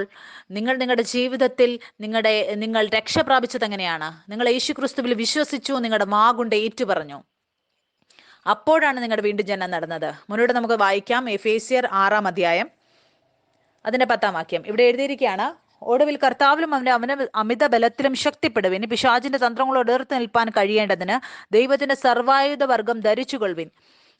നിങ്ങൾക്ക് ഓർമ്മയുണ്ടോ, നമ്മൾ ആത്മീയ യുദ്ധത്തെക്കുറിച്ച് നമ്മൾ വായിച്ചു, നമ്മൾ യുദ്ധത്തെക്കുറിച്ച് നമ്മൾ സംസാരിച്ചു. ഒരു യുദ്ധം ഇതായിരുന്നു, അത് ശരീരത്തോടല്ല, നമുക്ക് ജഡരക്തങ്ങളോടല്ല, സ്വർലോകങ്ങളിലെ ദുഷ്ടാത്മ സേനയോടാണ് നമുക്ക് ആകാശത്തിലുള്ളത്.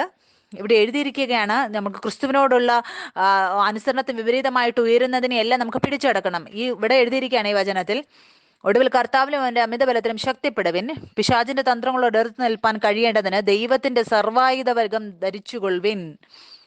എല്ലാ സാത്താന്റെ തന്ത്രങ്ങൾ, നമ്മുടെ മനസ്സിലേക്ക് കൊണ്ടുവരുന്ന എല്ലാ ചിന്തകളെ അതിനെ മാറ്റി നമ്മൾ അതിന്റെ മുമ്പിൽ നിലനിൽക്കണം,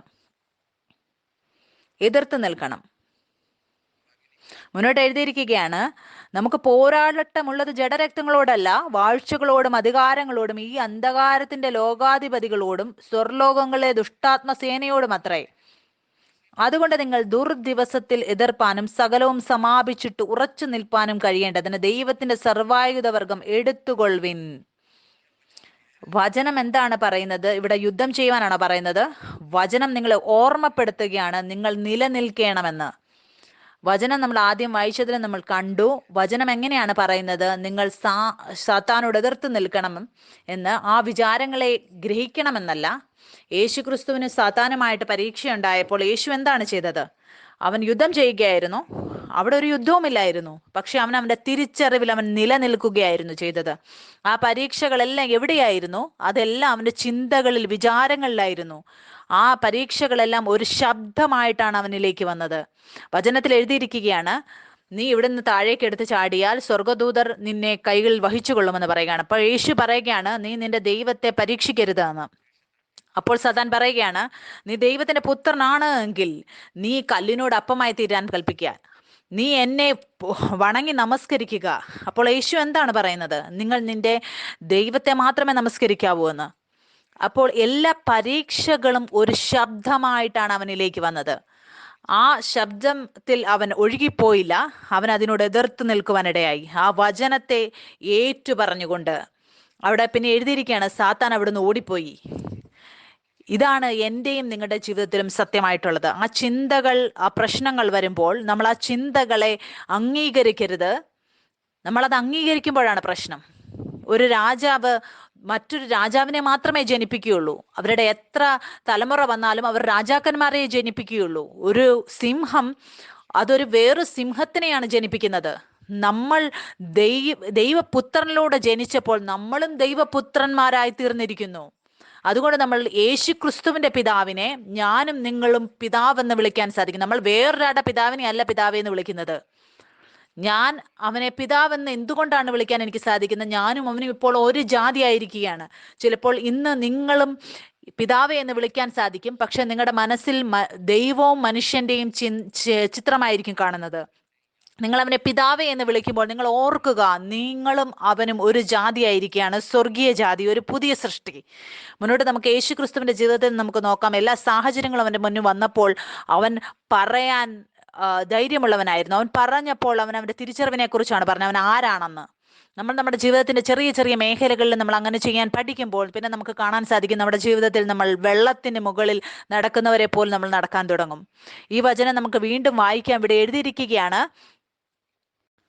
അതുകൊണ്ട് നിങ്ങൾ ദുർദിവസത്തിൽ എതിർപ്പാനും സ്ഥലവും സമാപിച്ചിട്ട് ഉയർച്ചു നിൽക്കാനും കഴിയേണ്ടതിന് ദൈവത്തിന്റെ സർവായുധം എടുത്തുകൊള്ളുവിൻ. നിങ്ങളുടെ അരയ്ക്ക് സത്യം കെട്ടിയും നീതി എന്ന കവചം ധരിച്ചും നീതി എന്ന കവചം എന്താണ്? നിങ്ങൾ ദൈവത്തിന് മുമ്പിൽ ശരിയാണെന്നുള്ളത്.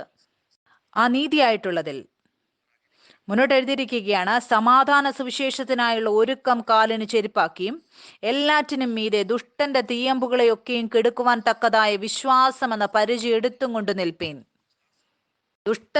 ദുഷ്ടന്റെ തീയമ്പുകൾ എന്താണ്? അതെല്ലാം ചിന്തകളാണ് നമ്മുടെ മനസ്സിലേക്ക് വരുന്നത്. ആ വിശ്വാസത്തിന്റെ പരിചയം നമ്മൾ എടുക്കുമ്പോൾ ആ തീയമ്പുകളെ എല്ലാം നമുക്ക് കെടുത്തു കളയാൻ നമുക്ക് സാധിക്കും. മുന്നോട്ട് എഴുതിയിരിക്കുകയാണ്, രക്ഷ എന്ന ശിരസ്ത്രവും ദൈവവചനം എന്ന ആത്മാവിന്റെ വായുളും കൈക്കൊള്ളുവിൻ. ദൈവത്തിന്റെ വചനം എടുത്തുകൊള്ളുക. നമ്മൾ കാണുവാനിടയായി എങ്ങനെയാണ് ശത്രുവിന്റെ തീയമ്പുകൾ വിചാരങ്ങൾ നമ്മുടെ പ്രാണനിലേക്ക്, നമ്മുടെ മനസ്സിലേക്ക് വരുന്നതെന്ന്. അതിനെ എങ്ങനെയാണ് നമ്മൾ അതിനെ ഇടിച്ചു കളയുന്നത്? നമ്മൾ വിശ്വാസത്തിലൂടെ അത് ഏറ്റു പറഞ്ഞിട്ട്. നമുക്ക് തോന്നാം വചനം നമ്മളെ ഓർമ്മപ്പെടുത്തുകയാണ് ഈ എല്ലാ ആയുധവർഗങ്ങളും ധരിച്ചിട്ട് യുദ്ധം ചെയ്യണമെന്ന്. വചനം നമ്മളോട് പറയുകയാണ്, ഇതെല്ലാം എടുത്തുകൊണ്ട് നിങ്ങൾ നിലനിൽക്കണം. അതെന്തിനു വേണ്ടിയാണ്? ഈ യുദ്ധം എന്ന് പറയുന്നത് അത് പൂർത്തിയായിരിക്കുന്ന ഒരു കാര്യമാണ്.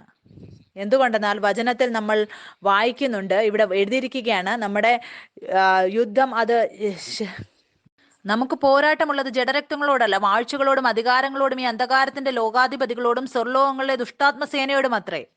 ഇപ്പോൾ എഴുതിയിരിക്കുകയാണ്, എഫേസ്യർക്കുള്ള പുസ്തകത്തിൽ എന്താണ് നമ്മൾ വായിക്കുന്നത്? അവിടെ എഴുതിയിരിക്കുകയാണ്, ഈ എല്ലാത്തിനോടും ഇതിനെ അതിൽ നിന്ന് എടുത്ത് ക്രിസ്തുവിൽ നിങ്ങളെ ഇരുത്തിയിരിക്കുകയാണ് എന്ന്. ഇപ്പോൾ ഈ ഈ അന്ധകാരത്തിന്റെ മുതലാളി അതെല്ലാം അവന്റെ കാലിന്റെ കീഴെയാണ്. അതുകൊണ്ടാണ് നമ്മൾ യുദ്ധം ചെയ്യാത്തത്. ഇത് നേരത്തെ തന്നെ നമ്മുടെ കാലിന്റെ കീഴാക്കി വെച്ചിരിക്കുന്ന ഒരു കാര്യമാണ്. അതുകൊണ്ട് നമ്മൾക്ക് നിലനിൽക്കേണ്ട ആവശ്യമാണുള്ളത്. ശത്രുവിന്റെ തീയമ്പുകൾ എവിടെയാണ് വരുന്ന യുദ്ധം ചെയ്യുന്നത്? അത് നമ്മുടെ മനസ്സിൽ, നമ്മുടെ ചിന്തകളിൽ, വിചാരങ്ങളിലാണ്. നമ്മൾ അതിനെ നമുക്ക് കെടുത്തു കളയാൻ സാധിക്കും. വിശ്വാസത്തിലൂടെ നമ്മൾ അതിനെ ഏറ്റു പറഞ്ഞുകൊണ്ട്, നമ്മൾ ക്രിസ്തുവിൽ ആരാണ് എന്ന് പറഞ്ഞുകൊണ്ട്. മുന്നോട്ട് നമുക്ക് വായിക്കാം 2 കൊരിന്ത്യർ 4-ാം അധ്യായം അതിന്റെ 13-ാം വാക്യം. മുന്നോട്ട് നമുക്ക് വായിക്കാം 2 കൊരിന്ത്യർ 4-ാം അധ്യായം അതിന്റെ 13-ാം വാക്യത്തിൽ എഴുതിയിരിക്കുകയാണ്, ഞാൻ വിശ്വസിച്ചു അതുകൊണ്ട് ഞാൻ സംസാരിച്ചു എന്ന് എഴുതിയിരിക്കുന്നത് പോലെ വിശ്വാസത്തിന്റെ അതേ ആത്മാവ് ഞങ്ങൾക്കുള്ളതിനാൽ ഞങ്ങളും വിശ്വസിക്കുന്നുവെന്ന് അതുകൊണ്ട് സംസാരിച്ചിരിക്കുന്നു. ഞാനും നിങ്ങളും വിശ്വസിച്ചു, അതുകൊണ്ടാണ് നമ്മൾ സംസാരിച്ചത്. മുന്നോട്ട് നമുക്ക് വായിക്കാം റോമർ 10-ാം അധ്യായം അതിന്റെ 6-ാം വാക്യം. വിശ്വാസത്താലുള്ള നീതിയോ ഇവണ്ണം പറയുന്നു, ക്രിസ്തുവിനെ ഇറക്കേണം എന്ന് വിചാരിച്ച് ആർ സ്വർഗത്തിൽ കയറുമെന്നോ ക്രിസ്തുവിനെ മരിച്ചവരുടെ ഇടയിൽ നിന്ന് കയറ്റണമെന്ന് വിചാരിച്ച് ആർ പാതാളത്തിൽ ഇറങ്ങുമെന്നോ നിന്റെ ഹൃദയത്തിൽ പറയരുത്. എന്നാൽ അതെന്ത് പറയുന്നു? നീതി വിശ്വാസത്താലുള്ളത് എന്താണ് പറയുന്നത്? ഇതാണ്, വചനം നിനക്ക് സമീപമായി നിന്റെ വായിലും നിന്റെ ഹൃദയത്തിലും ഇരിക്കുന്നു. അത് ഞങ്ങൾ പ്രസംഗിക്കുന്ന വിശ്വാസവചനം തന്നെ. യേശുവിനെ കർത്താവെന്ന് വായ കൊണ്ട് ഏറ്റുപറയുകയും ദൈവം അവനെ മരിച്ചവരിൽ നിന്ന് ഉയർത്തെഴുന്നേൽപ്പിച്ചു എന്ന് ഹൃദയം കൊണ്ട് വിശ്വസിക്കുകയും ചെയ്താൽ നീ രക്ഷിക്കപ്പെടും. ഹൃദയം കൊണ്ട് നീതിക്കായി വിശ്വസിക്കുകയും വായ കൊണ്ട് രക്ഷയ്ക്കായി ഏറ്റുപറയുകയും ചെയ്യുന്നു. മുന്നോട്ട് എഴുതിയിരിക്കുകയാണ്, അവനിൽ വിശ്വസിക്കുന്നവൻ ഒരുത്തനും ലജ്ജിച്ചു പോകുകയില്ല എന്ന് തിരുവഴുത്തിൽ അരുളി ചെയ്യുന്നുവല്ലോ. മുന്നോട്ട് നമുക്ക് വായിക്കാം റോമർ 4-ാം അധ്യായം.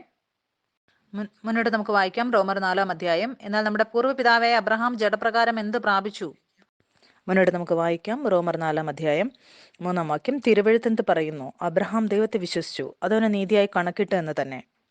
13-ാം വാക്യം മുതൽ, ലോകാവകാശി ആകും എന്നുള്ള വാഗ്ദത്തം അബ്രഹാമിനോ അവന്റെ സന്തതിക്കോ ന്യായപ്രമാണത്താലല്ല വിശ്വാസത്തിന്റെ നീതിയാലത്ര ലഭിച്ചത്. എന്നാൽ ന്യായപ്രമാണമുള്ളവർ അവകാശികളെങ്കിൽ വിശ്വാസം വ്യർത്ഥവും വാഗ്ദത്തം ദുർബലവും എന്ന് വരും. ന്യായപ്രമാണമോ കോപത്തിന് ഹേതുവാകുന്നു. ന്യായപ്രമാണം ഇല്ലാത്തയിടത്ത് ലംഘനവുമില്ല.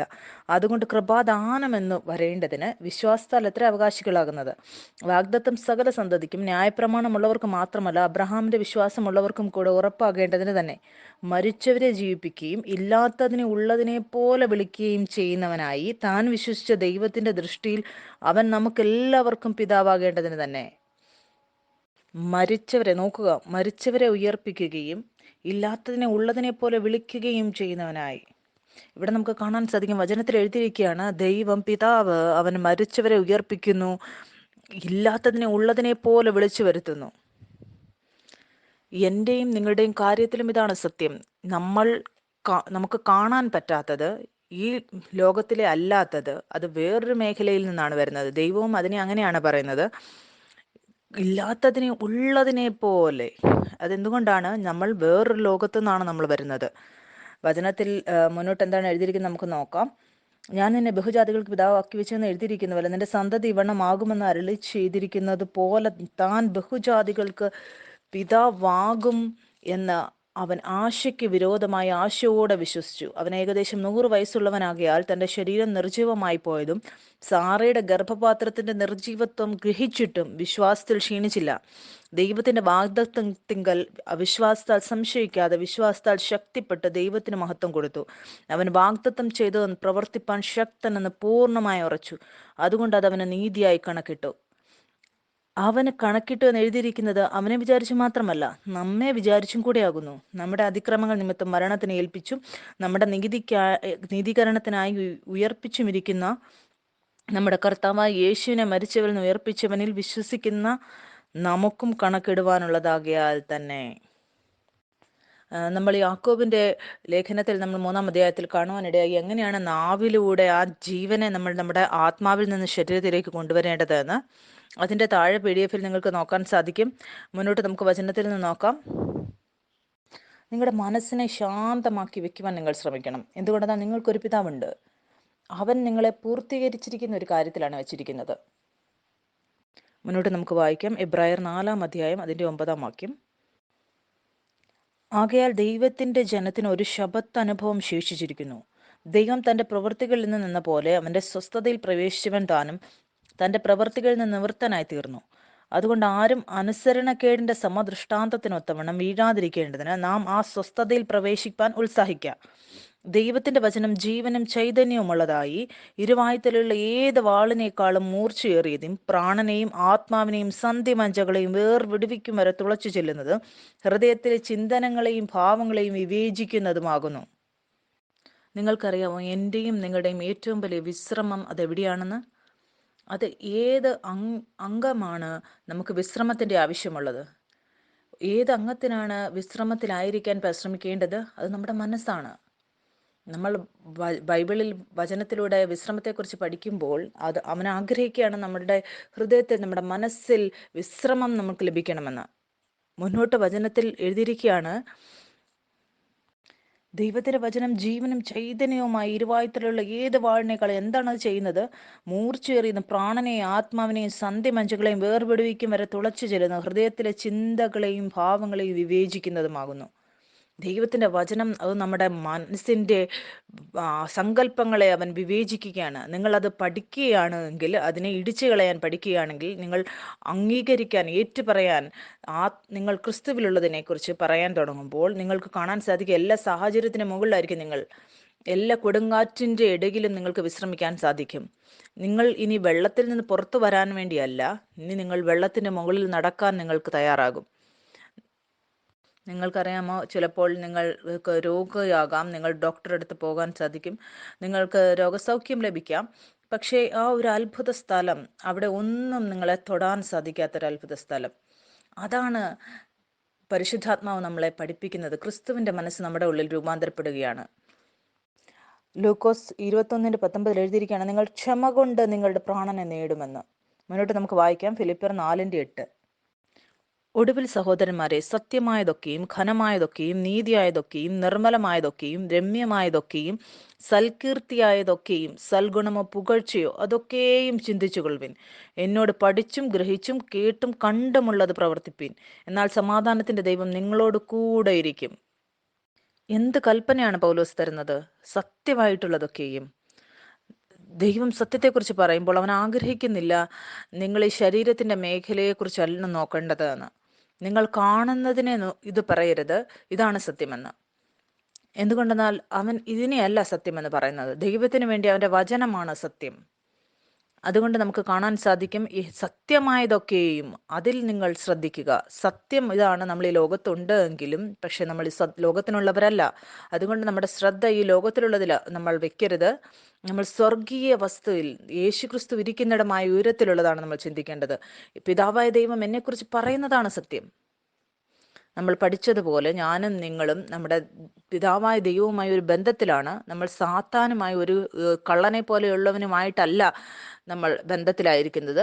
സാത്താൻ പറയുന്നതല്ല നമ്മൾ പറയുന്നത്. അവൻ നമ്മുടെ ചെവിയിൽ മനസ്സിൽ വന്ന് ഗർജിക്കുന്നതിനെ അല്ല നമ്മൾ ഗ്രഹിക്കുന്നത്.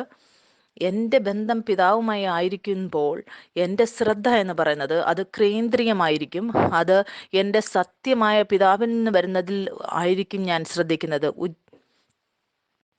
ഘനമായതൊക്കെയും നീതിയായതൊക്കെയും നിർമ്മലമായതൊക്കെയും രമ്യമായതൊക്കെയും സൽകീർത്തിയായതൊക്കെയും സൽഗുണമോ പുകഴ്ചയോ അതൊക്കെയും ചിന്തിച്ചുകൊള്ളുവിൻ. മുന്നോട്ട് നമുക്ക് വായിക്കാം. കൊലോസ്യർ 3-ാം അധ്യായം അതിൻ്റെ 1-ാം വാക്യം എഴുതിയിരിക്കുകയാണ്: ആകയാൽ നിങ്ങൾ ക്രിസ്തുവിനോട് കൂടെ ഉയർത്തെഴുന്നേറ്റിരിക്കുന്നുവെങ്കിൽ ക്രിസ്തു ദൈവത്തിന്റെ വലതുഭാഗത്തിരിക്കുന്നതുമായ ഉയരത്തിലുള്ളത് അന്വേഷിപ്പിൻ, ഭൂമിയിലുള്ളതല്ല ഉയരത്തിലുള്ളത് തന്നെ ചിന്തിപ്പിൻ. നിങ്ങൾ മരിച്ചു, നിങ്ങളുടെ ജീവൻ ക്രിസ്തുവിനോടുകൂടെ ദൈവത്തിൽ മറിഞ്ഞിരിക്കുന്നു. നമ്മുടെ ജീവനായി ക്രിസ്തു വെളിപ്പെടുമ്പോൾ നിങ്ങളും അവനോടുകൂടെ തേജസ്സിൽ വെളിപ്പെടും. മുന്നോട്ട് നമുക്ക് വായിക്കാം. യാക്കോബ് 1:19. ഇത് നമ്മുടെ PDF-ലെ അവസാനത്തെ വചനമാണ്. പ്രിയ സഹോദരന്മാരെ, നിങ്ങൾ അതറിയുന്നുവല്ലോ. എന്നാൽ ഏത് മനുഷ്യനും കേൾപ്പാൻ വേഗതയും പറവാൻ താമസവും കോപത്തിന് താമസവും ഉള്ളവൻ ആയിരിക്കട്ടെ. മനുഷ്യന്റെ കോപം ദൈവത്തിന്റെ നീതിയെ പ്രവർത്തിക്കുന്നില്ല. നമ്മൾ വായിച്ച വചനങ്ങളിലൂടെയെല്ലാം നമ്മൾ ഒന്ന് ചിന്തിക്കാം. നമ്മൾ മുഖ്യമായിട്ട് 3 കാര്യങ്ങളാണ് നമ്മൾ പഠിച്ചത്. നമ്മൾ ആത്മീയമായ ആയുധങ്ങളെക്കുറിച്ച് നമ്മൾ പഠിച്ചു. നമുക്ക് ആയുധങ്ങൾ എന്ന് കേൾക്കുമ്പോൾ നമുക്ക് തോന്നും ചിലപ്പോൾ നമുക്ക് ഈ യുദ്ധം ചെയ്യാൻ നമുക്ക് പോകണമെന്ന്. നമ്മൾ നോക്കി എങ്ങനെയാണ് നമ്മൾ വചനം നമ്മളോട് പറയുന്നത്, നമ്മൾ സ്ഥിരമായി നിലനിൽക്കുക. ആ ആയുധങ്ങൾ നിങ്ങളുടെ തിരിച്ചറിവിനെക്കുറിച്ച് നിങ്ങളോട് പറയാനുള്ളതാണ്. നീതി എന്ന കവചം, വചനത്തിൻ്റെ വാള്, രക്ഷ എന്ന ശിരസ്ത്രം, അതെല്ലാം നിങ്ങളെക്കുറിച്ചുള്ളത്. അത് നിങ്ങളെ രക്ഷിച്ചു കഴിഞ്ഞിരിക്കുകയാണ്. ഇപ്പോൾ നിങ്ങളൊരു ആത്മീയമായ വ്യക്തിയാണ്. അതുകൊണ്ട് വചനം പറയുകയാണ്, നിങ്ങൾ ഈ ആയുധങ്ങളെല്ലാം എടുത്തുകൊള്ളണം. അത് നിങ്ങളെ ഓർമ്മപ്പെടുത്തുകയാണ്, ഈ വസ്ത്രം എല്ലാം നിങ്ങൾ ധരിക്കണം. ഇപ്പോൾ നിങ്ങളൊരു പുതിയ സൃഷ്ടിയെ പോലെയാണ്. ഈ ആയുധങ്ങൾ നിങ്ങൾക്ക് യുദ്ധം ചെയ്യുവാനല്ല, ആ ആയുധങ്ങൾ നിങ്ങൾ ആ തിരിച്ചറിവിൽ നിലനിൽക്കാൻ വേണ്ടിയാണ്. എന്തുകൊണ്ടെന്നാൽ നിങ്ങളൊരു രാജാവാണ്. നിങ്ങൾ നിങ്ങളുടെ സിംഹാസനത്തിൽ ഇരിക്കുക. നിങ്ങളെല്ലാ സാഹചര്യത്തിൻ്റെ മുകളിൽ നിങ്ങൾ സാമർഥ്യമുള്ളവരാകും. അപ്പോൾ എല്ലാ കാര്യങ്ങളും നമ്മുടെ കാലിന് കീഴിലാണ്. നമ്മൾ ആ ആയുധങ്ങളെക്കുറിച്ച് നമ്മൾ വായിച്ചു. നമ്മുടെ യുദ്ധം എന്ന് പറയുന്നത് ജഡരക്തങ്ങളോടല്ല, അധികാരികളോടും വാഴ്ചകളോടും ആ ആകാശത്തിലെ ദുഷ്ടാത്മസേനയോടും നമ്മുടെ വിചാരത്തിലേക്ക് ചിന്തകളിലേക്ക് വരുന്നതിനെ ഇടിച്ചു കളയാനാണ്. നിങ്ങൾ അത് പറയുക മാത്രം ചെയ്യുക. ശത്രു എന്താണ് ചെയ്യുന്നത്? അവൻ്റെ തീയമ്പുകൾ എങ്ങനെയുള്ളതാണ്? അത് ആ വിചാരങ്ങളെ പോലെയാണ്, ആ ചിന്തകളെ പോലെയാണ് അത് നമ്മുടെ മനസ്സിലേക്ക് കൊണ്ടുവരുന്നത്. അതിനെ നമ്മൾ കെടുത്തിക്കളയും നമ്മുടെ വിശ്വാസത്തിൻ്റെ പരിചയം എടുത്തുകൊണ്ട്. എങ്ങനെയാണ് ശത്രു നമ്മളെ ആക്രമിക്കുന്നത്? അവൻ്റെ ചിന്തകൾ നമ്മുടെ മനസ്സിലേക്ക് കൊണ്ടിടും. നമ്മൾ ഫിലിപ്പിയർക്ക് എഴുതിയ പുസ്തകത്തിൽ നമ്മൾ വായിച്ചു, പത്രോസിൽ എന്താണ് നമ്മൾ വായിച്ചത്? നമ്മൾ കണ്ടു, അവിടെ നമ്മുടെ ചിന്തകൾ ദൈവത്തിൽ ഇട്ടുകൊള്ളുക, താഴ്മയുള്ളവരായിരിക്കണം. സാത്താൻ അലറുന്ന സിംഹം എന്ന പോലെയാണ് വരുന്നത്. അവൻ നിങ്ങളെ തിന്നുന്നില്ല, അവൻ നോക്കുകയാണ് എന്തിനാണ് അവൻ വലിച്ചു കീറേണ്ടതെന്ന്. എങ്ങനെയുള്ള ചിന്തയാണ് സാത്താൻ ഉപയോഗിക്കുന്നത്? എന്താണ് അവൻ നിങ്ങളുടെ ജീവിതത്തിലേക്ക് കൊണ്ടുവരുന്നത്? അത് ആ ചിന്തകളാണ്. എപ്പോൾ നിങ്ങൾ പഠിക്കുന്നുവോ ആ ചിന്തകളെ ഇടിച്ചു കളയാൻ, പിടിച്ചടക്കാൻ, നമ്മൾ അതിനെ അംഗീകരിക്കാതിരിക്കുമ്പോൾ, നമ്മൾ എങ്ങനെയാണ് അങ്ങനെ ചെയ്യുന്നത്? അത് ഗ്രഹിക്കാതിരിക്കുന്നത്, നമ്മളത് ഏറ്റു പറയണം, അവനോട് പറയണം. അതുകൊണ്ടാണ് വചനം നമ്മൾ പഠിക്കുമ്പോൾ നമ്മുടെ ചിന്തകളെ നമ്മൾ നോക്കണം. വചനം പിന്നെ നമ്മളെ ഓർമ്മപ്പെടുത്തുകയാണ്, അതിൽ നിലനിൽക്കാൻ നമ്മൾ ശ്രമിക്കണമെന്ന്. വചനം പറയുകയാണ്, പ്രാണനെയും ആത്മാവിനെയും മനസ്സിൻ്റെ ചിന്തകളെയും അത് വിവേചിക്കുമെന്ന്. അത് നമ്മളോട് പറയും എന്താണ് ദൈവത്തിൽ നിന്നുള്ളതെന്നും അല്ലെന്നുള്ളതെന്നും. അതുകൊണ്ട് ആത്മീയ യുദ്ധം എന്ന് പറയുന്നത് അത് നമ്മുടെ ചിന്തകളിൽ, നമ്മുടെ മനസ്സിലാണ് നടക്കുന്നത്. എത്രയധികം നമ്മൾ വിശ്രമത്തിൽ നിലനിൽക്കാൻ നമ്മൾ പഠിക്കുന്നോ, വചനത്തിൽ എഴുതിയിരിക്കുന്നത് പോലെ നിങ്ങൾ കേൾപ്പാൻ താമസവും, വചനത്തിൽ എഴുതിയിരിക്കുന്നത് പോലെ നിങ്ങൾ കേൾപ്പാൻ വേഗതയും പറവാൻ താമസവും ആ സമയത്ത് നിങ്ങൾ മറന്നു പോകുന്നില്ല, നിങ്ങൾ ആദമിൽ നിന്നുള്ളവരല്ല, നിങ്ങളിപ്പോൾ ഒരു പുതിയ സൃഷ്ടിയാണെന്നുള്ള കാര്യം. എപ്പോൾ നിങ്ങൾ ഇതിനെ ഏറ്റുപറയാൻ തുടങ്ങുന്നുവോ അപ്പോൾ നിങ്ങൾക്ക് കാണാൻ സാധിക്കും നിങ്ങൾ നിങ്ങളുടെ ജീവിതത്തിൽ വിജയാളിയേക്കാൾ മുകളിലാവുന്നത്. ഞാനും നിങ്ങളും യേശുക്രിസ്തുവിൽ വിശ്വസിച്ചപ്പോൾ നമ്മുടെ വീണ്ടും ജന്മം നടന്നു. പരിശുദ്ധാത്മാവിനെ നമ്മൾക്ക് നൽകിയിരിക്കുകയാണ്. എന്തിനു വേണ്ടിയാണ്? ഞാൻ ആളുകളോട് ചോദിക്കാറുണ്ട്, നിങ്ങളുടെ ജീവിതത്തിൽ പരിശുദ്ധാത്മാവിന് എന്താണ് കാര്യമെന്ന്. 3 കാര്യത്തിന് വേണ്ടി പരിശുദ്ധാത്മാവ് നമ്മളെ പഠിപ്പിക്കുന്നത്. അവൻ നമ്മളെ പാപത്തെയും നീതിയെയും ന്യായത്തെയും കുറിച്ച് ബോധം വരുത്തും. പാപത്തിന് വേണ്ടി, യേശു ക്രിസ്തുവിൽ വിശ്വസിക്കാത്തവർക്ക് വേണ്ടി, നിങ്ങൾ വീണ്ടും ജന്മം പ്രാപിക്കുന്നതിന് മുമ്പ് അവൻ നിങ്ങളുടെ അടുത്ത് വന്നു. ഇത് പറയാൻ വേണ്ടി, നിങ്ങൾ പാപിയാണ്, നിങ്ങൾക്കൊരു രക്ഷയുടെ ആവശ്യമുണ്ട് എന്ന്. 2, നീതിക്ക് വേണ്ടി യേശുക്രിസ്തു പറഞ്ഞു, ഞാൻ എൻ്റെ പിതാവിൻ്റെ അടുത്തേക്ക് പോവുകയാണ്, നിങ്ങൾ എന്നെ കാണുകയില്ല. ആ ആത്മീയ ആയുധം നമ്മൾ ധരിക്കുമ്പോൾ അവൻ നമ്മളെ ഓർമ്മപ്പെടുത്തുകയാണ്, നിങ്ങൾ ഒരു പുത്രനാണ്. യേശുക്രിസ്തുവിൽ വിശ്വാസത്തിലൂടെ നിങ്ങൾ പിതാവിന്റെ നീതിയാണ്. മൂന്നാമത്തേത് ന്യായത്തിന് വേണ്ടി സാത്താൻ നമ്മുടെ ഉള്ളിൽ ദോഷം പറയാൻ വരുമ്പോൾ അവനെ ന്യായം വിധിക്കാൻ വേണ്ടി യേശു തയ്യാറായി നിൽക്കുകയാണ്. അതുകൊണ്ട് നമ്മൾ യുദ്ധം ചെയ്യുന്നില്ല, നമ്മളത് അംഗീകരിക്കുകയും ഏറ്റുപറയുകയാണ് ചെയ്യുന്നത്. നമ്മൾ എത്രയധികം പരിശുദ്ധാത്മാവിനെ നമ്മുടെ ഉള്ളിൽ പ്രവർത്തിക്കാൻ അനുവദിക്കുന്നു, എല്ലാ സാഹചര്യങ്ങളും നമ്മുടെ ജീവിതത്തിൽ വരുന്നത്, അതിനു മുകളിൽ നമ്മൾ വിജയാളികളാകും. ഇന്ന് നിങ്ങൾ നിങ്ങളുടെ ജീവിതത്തിൽ ഏതെങ്കിലും മേഖലയിൽ പരീക്ഷയിലാണ് എങ്കിൽ ആ പരീക്ഷ ഇതിനു വേണ്ടിയാണ്. ആ മേഖലയിൽ നിങ്ങൾ ഇതുവരെ ഉണർന്നിട്ടില്ല നിങ്ങളുടെ തിരിച്ചറിവിൽ നിങ്ങൾ ദൈവത്തിന്റെ പുത്രനാണെന്നുള്ളതിൽ. എത്രയധികം നിങ്ങൾ ആ മേഖലയിൽ പരിശുദ്ധാത്മാവിനോട് കൂടെ അവനെ പ്രവർത്തിക്കാൻ അനുവദിക്കുന്നുവോ നിങ്ങൾക്ക് കാണാൻ സാധിക്കും. വീണ്ടും വീണ്ടും നിങ്ങൾക്ക് ആ പരീക്ഷയിൽ അകപ്പെടേണ്ട ആവശ്യം വരികയില്ല. നിങ്ങൾ പരിശുദ്ധാത്മാവിന് അനുവദിക്കുമ്പോൾ തിരിച്ചറിവിൽ നിലനിൽക്കാൻ വേണ്ടി നിങ്ങൾ ആ സാഹചര്യത്തിൽ വിജയാളികളാവും. എത്ര അത്ഭുതകരമായ സാഹചര്യമാണ്, സ്ഥലമാണ്. വീണ്ടും നിങ്ങൾ എനിക്ക് വേണ്ടി പ്രാർത്ഥിക്കണമെന്ന് പറയേണ്ട ആവശ്യമില്ല. നിങ്ങൾ സ്വർഗീയ ആരോഗ്യത്തിൽ നിലനിൽക്കുന്ന സ്ഥാനം നിങ്ങൾക്കറിയാം. ഇത് എൻ്റെ ജീവിതത്തിന്റെ സാക്ഷ്യമാണ്. 2009 ഞാൻ ക്രിസ്തുവിൽ വന്നപ്പോൾ എനിക്കറിയാമായിരുന്നു ദൈവം എൻ്റെ പിതാവാണ്, ഞാൻ അവൻ്റെ പുത്രനാണെന്ന്. പക്ഷേ എനിക്കറിയുകയില്ലായിരുന്നു എനിക്കിത് പഠിക്കാൻ വേണ്ടി എന്ത് ചിന്തകളാണ് പിതാവിൽ നിന്നല്ലാത്തതിനെ ഇടിച്ചു കളയണമെന്ന്, ഞാൻ അതിനെ ഏറ്റു പറയണമെന്നോ. എൻ്റെ ജീവിതത്തെക്കുറിച്ച്, എൻ്റെ ജീവിതം മറ്റുള്ളവരെ പോലെ ആയിരുന്നു. ഞാനൊരു സാധാരണ ജീവിതമായിരുന്നു നയിച്ചിരുന്നത്. ഞാൻ എൻ്റെ ആകൊണ്ട് ഏറ്റു പറയുമായിരുന്നു. ഇന്ന് വരെ ഞാൻ രോഗിയായിരുന്നു. എനിക്ക് ഓർമ്മയുണ്ട്, ഒരു സമയം ഞാൻ രോഗിയായിരുന്നപ്പോൾ എൻ്റെ മുടി സ്ട്രെയിറ്റ് ചെയ്യാൻ പോയപ്പോൾ, ഒരു പാർലറിൽ പോയപ്പോൾ അവിടെ പ്രവർത്തിക്കുന്ന ഒരു സ്ത്രീ എന്നോട് പറഞ്ഞു, പ്രിയ, നിങ്ങൾ ഇങ്ങനെ ചെയ്യുകയാണെങ്കിൽ ചിലപ്പോൾ നിങ്ങളുടെ മുടി അത് അഴുക്കായി പോകാനും പൊഴിഞ്ഞു പോകാനും സാധ്യതയുണ്ടെന്ന്. ഞാനപ്പോൾ അവളോട് പറഞ്ഞു, സാരമില്ല, കുറച്ച് മുടി പോയാൽ എന്താണ്, എനിക്ക് ഒത്തിരി മുടിയുണ്ട്. പക്ഷേ കുറച്ച് സമയത്തിന് ശേഷം ഞാൻ ന്യൂയോർക്കിൽ പോയപ്പോൾ എനിക്ക് കാണുവാനിടയായി എൻ്റെ മുടി ഒരുപാട് കൊഴിയാൻ തുടങ്ങി. ഞാൻ ദൈവത്തോട് പറയാൻ തുടങ്ങി, നീ എവിടെയാണ് എൻ്റെ ജീവിതത്തിൽ? ഒരു സ്ത്രീയെ സംബന്ധിച്ച് അവളുടെ ഏറ്റവും ഇഷ്ടപ്പെട്ടതാണ് മുടി എന്ന് പറയുന്നത്. എന്നെ കേൾക്കുന്ന സ്ത്രീകളെല്ലാം ഇത് അംഗീകരിക്കുമെന്ന് ഞാൻ വിചാരിക്കുന്നു. ഞാൻ ഒരുപാട് മുടി പൊഴിയുന്നത് കണ്ടപ്പോൾ എൻ്റെ ഹൃദയ ഇടിപ്പ് കൂടാൻ തുടങ്ങി. ഞാൻ ദൈവത്തോട് പറഞ്ഞു, ദൈവമേ, ഇങ്ങനെ എന്താണ് എൻ്റെ ജീവിതത്തിൽ നടക്കാൻ അനുവദിക്കുന്നത്? അങ്ങ് എവിടെയാണ്? ഞാൻ തിരിച്ച് ഇന്ത്യയിൽ വന്നപ്പോൾ എനിക്ക് തോന്നി, എനിക്കിനിയും വളരെയധികം വെളിപ്പാടുകളുടെയും ആത്മീയമായിട്ട് ഉണരേണ്ട ആവശ്യമുണ്ടെന്ന്. ഞാൻ ഒരുപാട് പുസ്തകം വായിക്കാൻ തുടങ്ങി അധികാരങ്ങളെക്കുറിച്ച്. ഞാനൊരു തീരുമാനമെടുത്തു, ഒരു കോൺഫറൻസിൽ പോകാൻ വേണ്ടി UK അവിടെ ഒരു വലിയ ദൈവത്തിൻ്റെ ദാസൻ വരുന്നുണ്ടായിരുന്നു, അത്ഭുതങ്ങളും അടയാളങ്ങളും പ്രവർത്തിക്കാനായിട്ട്. ഞാൻ ആഗ്രഹിച്ചു അദ്ദേഹം എനിക്ക് വേണ്ടി പ്രാർത്ഥിക്കണം, എന്നെ കൈവച്ച് പ്രാർത്ഥിക്കണമെന്ന്. എനിക്ക് വിശ്വാസമായിരുന്നു അദ്ദേഹം എനിക്ക് കൈവച്ച് പ്രാർത്ഥിച്ചാൽ സൗഖ്യമാകുമെന്ന്. ഞാനിവിടെ ഭാരതത്തിൽ നിന്നും ഫ്ലൈറ്റ് എടുത്ത് UK പോയി. ഞാൻ ആ കോൺഫറൻസിൽ പോയപ്പോൾ എനിക്ക് അറിയാൻ സാധിച്ചു ആ വ്യക്തി ആ മീറ്റിങ്ങിൽ വന്നിട്ടേ ഇല്ല എന്ന്. എനിക്കറിയാമായിരുന്നു ഇത് ദൈവം ചെയ്തതാണെന്ന്. എന്തുകൊണ്ടെന്നാൽ ആ സമയത്ത് ഞാൻ ഒരു മനുഷ്യൻ്റെ അടുത്തേക്കായിരുന്നു പോയത്. പിന്നെ ഞാൻ അവിടുന്ന് തിരിച്ച് എൻ്റെ വീട്ടിലേക്ക് വന്നപ്പോൾ ഇന്ത്യയിൽ എനിക്ക് ഓർമ്മയുണ്ട്, ആ 3 മണിയുടെ സമയമായിരുന്നു. ഞാൻ എൻ്റെ ഉറക്കത്തിലായിരുന്നു. ഞാനൊരു ദർശനം കാണുവാനിടയായി. ആ ദർശനം എന്ന് പറയുന്നത് എനിക്ക് ലഭിച്ചത്, അവൻ എൻ്റെ കണ്ണുകളെ തുറക്കുവാനിടയായി. എനിക്ക് ലഭിച്ച വെളിപ്പാടുകളും ജീവനും ആ ദർശനത്തിലൂടെയായിരുന്നു. ആ ദർശനം ഇങ്ങനെയായിരുന്നു. ആ ദർശനത്തിൽ ഞാൻ പ്രാർത്ഥിക്കുകയായിരുന്നു കുറച്ച് ആളുകൾക്ക് വേണ്ടി. ഞാൻ കൈവച്ച് പ്രാർത്ഥിക്കുകയായിരുന്നു. ഒരു പ്രായമുള്ള ഒരു സ്ത്രീക്ക് വേണ്ടിയിട്ട് പ്രാർത്ഥിച്ചുകൊണ്ടിരുന്നപ്പോൾ, ഞാൻ അവർക്ക് വേണ്ടി പ്രാർത്ഥിക്കുമ്പോൾ അവരുടെ ഇടയിൽ പ്രാർത്ഥിക്കുകയായിരുന്നു. അപ്പോൾ ഞാൻ ദൂരെ നിന്ന് ഒരാളെ കണ്ടു. ഒരു പുരുഷൻ എൻ്റെ അടുത്തേക്ക് നടന്നു വരികയാണ്. അദ്ദേഹം നടക്കുമ്പോൾ ഒരു ഇങ്ങനെ കുലുങ്ങി, ഒരു കൊച്ചു കുട്ടിയെ പോലെ ഡാൻസ് കളിച്ച് പാട്ടുപാടി ഇങ്ങനെ എൻ്റെ അടുത്തേക്ക് വരികയാണ്. അതേ രീതിയിലായിരുന്നു ഞാൻ നടന്നുകൊണ്ടിരുന്നത്. പലപ്പോഴും ഞാൻ അങ്ങനെ തുള്ളി ഡാൻസ് കളിച്ച് ഞാൻ നടക്കുന്നതിന് എനിക്കിഷ്ടമാണ്. ഞാൻ ആദ്യം അദ്ദേഹത്തെ നോക്കി എനിക്ക് പെട്ടെന്ന് ശ്രദ്ധിച്ചത് അദ്ദേഹത്തിൻ്റെ മുടിയായിരുന്നു. ഭയങ്കര കട്ടിയുള്ള മുടി, ഉള്ളുള്ള മുടി. അദ്ദേഹം ഡാൻസ് കളിക്കുമ്പോൾ ഞാൻ വിചാരിച്ചു ഇതൊരു ബോളിവുഡ് ആക്ടറാണെന്ന്. എന്തുകൊണ്ടെന്നാൽ ഞാൻ ഈ ഇൻഡസ്ട്രിയിലാണ് ജോലി ചെയ്യുന്നത്. എനിക്ക് തോന്നി ഏതെങ്കിലും ബോളിവുഡ് ആക്ടർ ആയിരിക്കുമെന്ന്. ഞാൻ അദ്ദേഹത്തെ കണ്ടിട്ടും കാണാത്ത പോലെ ഇരുന്നു. ഞാൻ കണ്ടു അദ്ദേഹത്തിൻ്റെ കഴുത്തിലൊരു സ്കാർഫ് ഉണ്ടായിരുന്നു. ഞാനൊരു സ്കാർഫ് ഡിസൈനറാണ്. അദ്ദേഹം എൻ്റെ അടുത്തേക്ക് വരുന്നത് കണ്ടപ്പോൾ ഞാനും പ്രാർത്ഥിക്കുകയാണ്. അദ്ദേഹം കണ്ടു ഞാൻ ഈ പ്രായമുള്ള സ്ത്രീക്ക് വേണ്ടി പ്രാർത്ഥിക്കുകയാണ്. അദ്ദേഹം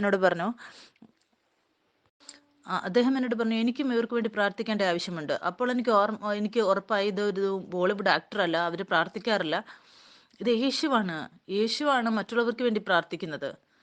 അപ്പോൾ എനിക്ക് മനസ്സിലായപ്പോൾ ഇത് യേശുവാണെന്ന്. ഞാൻ എൻ്റെ സ്വപ്നത്തിലായിരുന്നു. ഞാൻ ആ സ്വപ്നത്തിൽ അദ്ദേഹത്തോട് പറയുവാനിടയായി, യേശുവേ, അങ്ങ് എനിക്ക് എൻ്റെ മുടിക്ക് വേണ്ടി പ്രാർത്ഥിക്കാൻ പറ്റുമോ? ഇത് കേട്ടിട്ട് അദ്ദേഹം എന്നോട് പറയുകയാണ്, നിനക്ക് നിനക്ക് എനിക്ക് വേണ്ടി പ്രാർത്ഥിക്കേണ്ട ആവശ്യമാണ്. ഇങ്ങനെ കൈ ഞൊടിച്ചുകൊണ്ട് എന്നെ നോക്കി.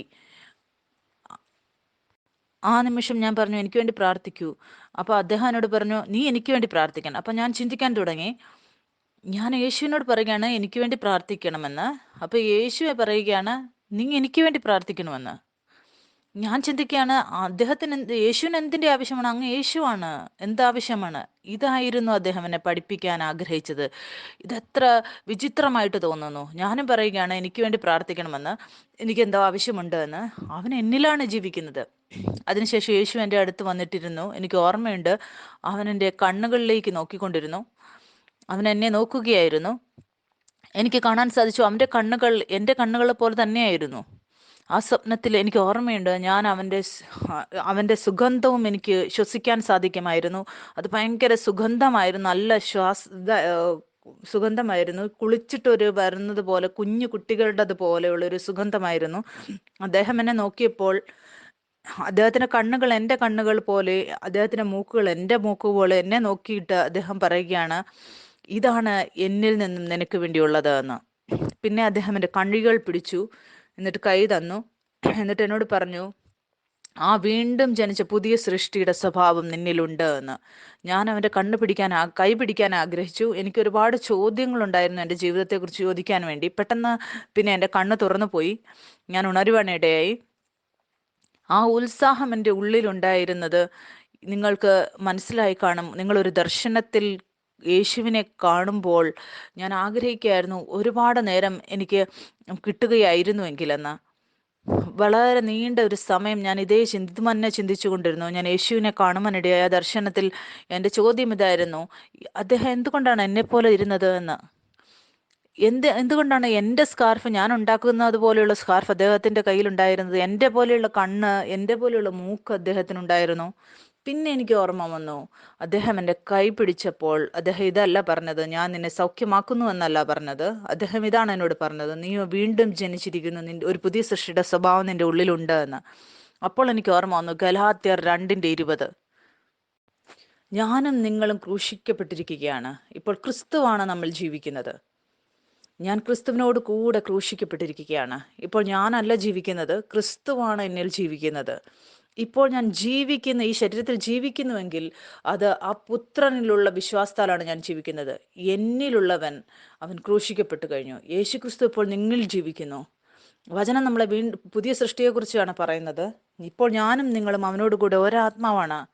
ഞാൻ ദർശനത്തിൽ കണ്ടത് ആ പുതിയ സൃഷ്ടിയായിരുന്നു. യേശു ക്രിസ്തുവും ഞാനും ഞങ്ങളുടെ ഒന്നായ അവസ്ഥയായിരുന്നു അത്. അതാണ് ആത്മീയ അവസ്ഥ. ആ ഏകതയാണ്. 2 പേർ സ്നേഹിക്കുമ്പോൾ, അവർ കല്യാണം കഴിക്കുമ്പോൾ അവർക്ക് മക്കളുണ്ടാകും. ആ മക്കൾ അവരുടെ 2 പേരുടെയും സ്നേഹത്തിന്റെ പ്രതീകമാണ്. ആ മക്കളിൽ 2 പേരെയും നമുക്ക് കാണാൻ സാധിക്കും, മാതാവിനെയും പിതാവിനെയും. അതൊരു ഒന്നായതിന്റെ പ്രതീകമാണ്. പിന്നെ എനിക്ക് മനസ്സിലായി, ഞാൻ ആ ദർശനത്തിൽ ഞാൻ എന്നെ തന്നെ കണ്ടത്, ആ വീണ്ടും ജനിച്ച് എന്നെയായിരുന്നു ഞാൻ കണ്ടത്. ഞാൻ കണ്ട ആ പുതിയ സൃഷ്ടി, ആ സൃഷ്ടിക്ക് നിറച്ചു മുടിയായിരുന്നു. അവൻ എന്നെ ആ ദർശനത്തിലൂടെ ചിന്തിക്കാൻ, ഭാരപ്പെടുന്നത് വിട്ടുകളയാൻ എന്നെ പഠിപ്പിച്ചു. നിങ്ങളുടെ സ്വഭാവത്തിൽ തന്നെ ജീവനുണ്ട്. നിങ്ങൾ ചിന്തിച്ചു നോക്കുക, ജീവന്റെ വൃക്ഷം, അതിൽ നിന്ന് നമ്മളൊരു ഇല പൊട്ടിച്ചെടുക്കുകയാണെങ്കിൽ മറ്റൊരു ഇല അവിടെ തന്നെ കിളിച്ചു വരും. അവൻ എന്നെ പഠിപ്പിക്കുകയായിരുന്നു, ഒന്നും ശരിയാക്കേണ്ട ആവശ്യമില്ല. നിങ്ങൾ നിങ്ങളുടെ ചിന്തകളെ എനിക്ക് തരിക. നിങ്ങൾ എത്രയധികം വിശ്രമിക്കാൻ, നിങ്ങളുടെ തിരിച്ചറിവിൽ നിങ്ങൾ ആരാണെന്നുള്ളതിൽ വിശ്രമിക്കാൻ തുടങ്ങുമോ, അതുകൊണ്ടാണ് അദ്ദേഹം എൻ്റെ കണ്ണിലേക്ക് നോക്കിക്കൊണ്ടിരുന്നത്. നിങ്ങൾ തുടങ്ങുക നിങ്ങളെ തന്നെ പുത്രനെ പോലെ കാണാൻ. പിന്നെ എല്ലാ പുനരുത്ഥാനത്തിലൂടെയുള്ള ജീവനും ആത്മാവും നിങ്ങളുടെ ശരീരത്തിലൂടെ ഒഴുകാൻ തുടങ്ങും. എനിക്ക് ഈ ദർശനം ലഭിച്ചപ്പോൾ എൻ്റെ മുടി വളരെയധികം പൊഴിഞ്ഞുകൊണ്ടിരുന്നു. ആ സമയത്ത് ഞാൻ വളരെയധികം ചിന്തിച്ചു കൊണ്ടിരുന്നു. ഞാൻ കണ്ണാടിയിൽ നോക്കുമായിരുന്നു. എനിക്ക് കാണാമായിരുന്നു വളരെയധികം സ്ഥലങ്ങൾ, മുടിയില്ലാത്ത സ്ഥലങ്ങളുണ്ടായിരുന്നു. അതങ്ങനെ ഒരു സ്ഥലമായിരുന്നു. അവിടെ ഞാൻ ചോദ്യം ചോദിച്ചു കൊണ്ടിരുന്നു ദൈവത്തോട്, ദൈവമേ, എന്താണ് എന്നെ വിട്ടുകളഞ്ഞത് എന്ന്. പിന്നെ അതിലൂടെ എനിക്ക് ഈ ദർശനം ലഭിക്കുവാനിടയായി. ഇപ്പോൾ ഞാൻ പഠിക്കുകയാണ് ആ വിശ്രമത്തിന്റെ സ്ഥാനത്ത് നിലനിൽക്കാൻ. ആ സമയമായിരുന്നു ഞാൻ പഠിച്ചത് പരിശുദ്ധാത്മാവിനെ എൻ്റെ ജീവിതത്തിന്റെ നിയന്ത്രണം കൊടുക്കാൻ. ഞാൻ ഈ രോഗത്താൽ ഭാരപ്പെട്ടുകൊണ്ടിരുന്നപ്പോൾ എനിക്ക് മനസ്സിലായി എൻ്റെ ശരീരത്തിൽ ഒരു രോഗം കൂടി ഉണ്ട് എന്ന്. അത് റുമറ്റോയിഡ് ആർത്രൈറ്റിസ് ആയിരുന്നു. ആദ്യം എൻ്റെ മുടി എങ്ങനെയാണ് പൊഴിയാൻ തുടങ്ങിയത്. ആ സ്ത്രീ എൻ്റെ ചെവിയിൽ ആ വചനം പറഞ്ഞപ്പോൾ ഞാൻ അത് ഏറ്റു പറഞ്ഞു, ഞാൻ അംഗീകരിച്ചു, സാരമില്ല എന്ന്. ഞാൻ പറഞ്ഞുകൊണ്ടേയിരുന്നു എൻ്റെ രോഗത്തെക്കുറിച്ച് ആ സമയത്ത്, ഞാൻ രോഗിയാണ് എന്നും. പക്ഷേ എനിക്ക് അറിയില്ലായിരുന്നു ഞാൻ എൻ്റെ ശബ്ദത്തെ നിർത്തണമെന്നും ഞാൻ ഈ തിരിച്ചറിവിൽ ഞാൻ ക്രിസ്തുവിൽ ആരാണെന്നുള്ളതിൽ പിടിച്ചുകൊള്ളണമെന്നും എനിക്കറിയില്ലായിരുന്നു. റൊമറ്റോയിഡ് ആർത്രൈറ്റിസ് എങ്ങനെയാണ് എൻ്റെ ജീവിതത്തിൽ വന്നത്. ഒരു ദിവസം വൈകുന്നേരം ഞാൻ നടക്കാൻ പോയപ്പോൾ ഞാൻ തിരിച്ചു വന്നപ്പോൾ എൻ്റെ കാലിൻ്റെ മുട്ടിൽ ഭയങ്കര വേദനയായിരുന്നു. എനിക്ക് തോന്നി ചിലപ്പോൾ ഞാൻ എക്സസൈസ് ചെയ്തത് കൊണ്ടായിരിക്കാം ഈ വേദനയെന്ന്. കുറച്ച് സമയത്തിന് ശേഷം എന്താണ് സംഭവിച്ചത്? ആ വേദന 2-3 ആഴ്ചയ്ക്ക് ശേഷം കാലിൻ്റെ മുട്ടിൽ മാത്രമല്ല, പതിയെ പതിയെ ആ വേദന എൻ്റെ മുഴുവൻ ശരീരത്തിലേക്കും വ്യാപിച്ചു. എൻ്റെ കൈയും അതും എനിക്ക് അടയ്ക്കാൻ പോലും പറ്റുന്നില്ലായിരുന്നു. പിന്നെ എനിക്ക് കാണാൻ സാധിച്ചു, രാവിലെ ഞാൻ എഴുന്നേൽക്കുമ്പോൾ എനിക്ക് കൈകൾ അനക്കാൻ പോലും പറ്റുന്നില്ലായിരുന്നു. ഞാൻ ദൈവത്തോട് പറഞ്ഞു, ഒരു തെറ്റായ കാര്യമായിരുന്നു എൻ്റെ മുടി പൊഴിഞ്ഞുകൊണ്ടിരുന്നത്. ഇപ്പം വേറൊരു രോഗം എന്നെ പിടിച്ചിരിക്കുകയാണ്. ഞാൻ അതിൻ്റെ ലക്ഷണങ്ങൾ ഞാൻ ഇൻ്റർനെറ്റിൽ തിരയാൻ തുടങ്ങി. ഞാൻ അതിൽ ഗൂഗിളിൽ എഴുതിയപ്പോൾ എനിക്ക് മനസ്സിലായി ആ ലക്ഷണത്തിനനുസരിച്ചായി റുമറ്റോയിഡ് ആർത്രൈറ്റിസ് ആണ്.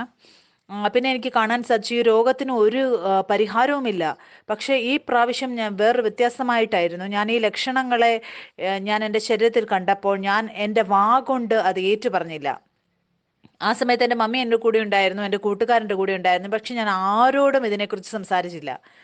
എനിക്കറിയാമായിരുന്നു ആ ദർശനം യേശുക്രിസ്തു എനിക്ക് തന്നത് അത് എന്തോ പുതിയ പ്രകാശനം, വെളിപ്പാട് എനിക്ക് തരികയായിരുന്നു. അതുകൊണ്ട് ഞാൻ ആഗ്രഹിച്ച ഒരു മനുഷ്യൻ്റെ അടുത്തേക്ക് പോകുന്നതിലെന്നല്ല, ഞാൻ പരിശുദ്ധാത്മാവിനെ അനുവദിക്കുന്നതാണ് എൻ്റെ ജീവിതത്തിൽ ആ പ്രവൃത്തി ചെയ്യാൻ വേണ്ടി, എന്നെ പഠിപ്പിക്കാൻ, പുതിയ കാര്യങ്ങൾ പഠിപ്പിക്കാൻ വേണ്ടി.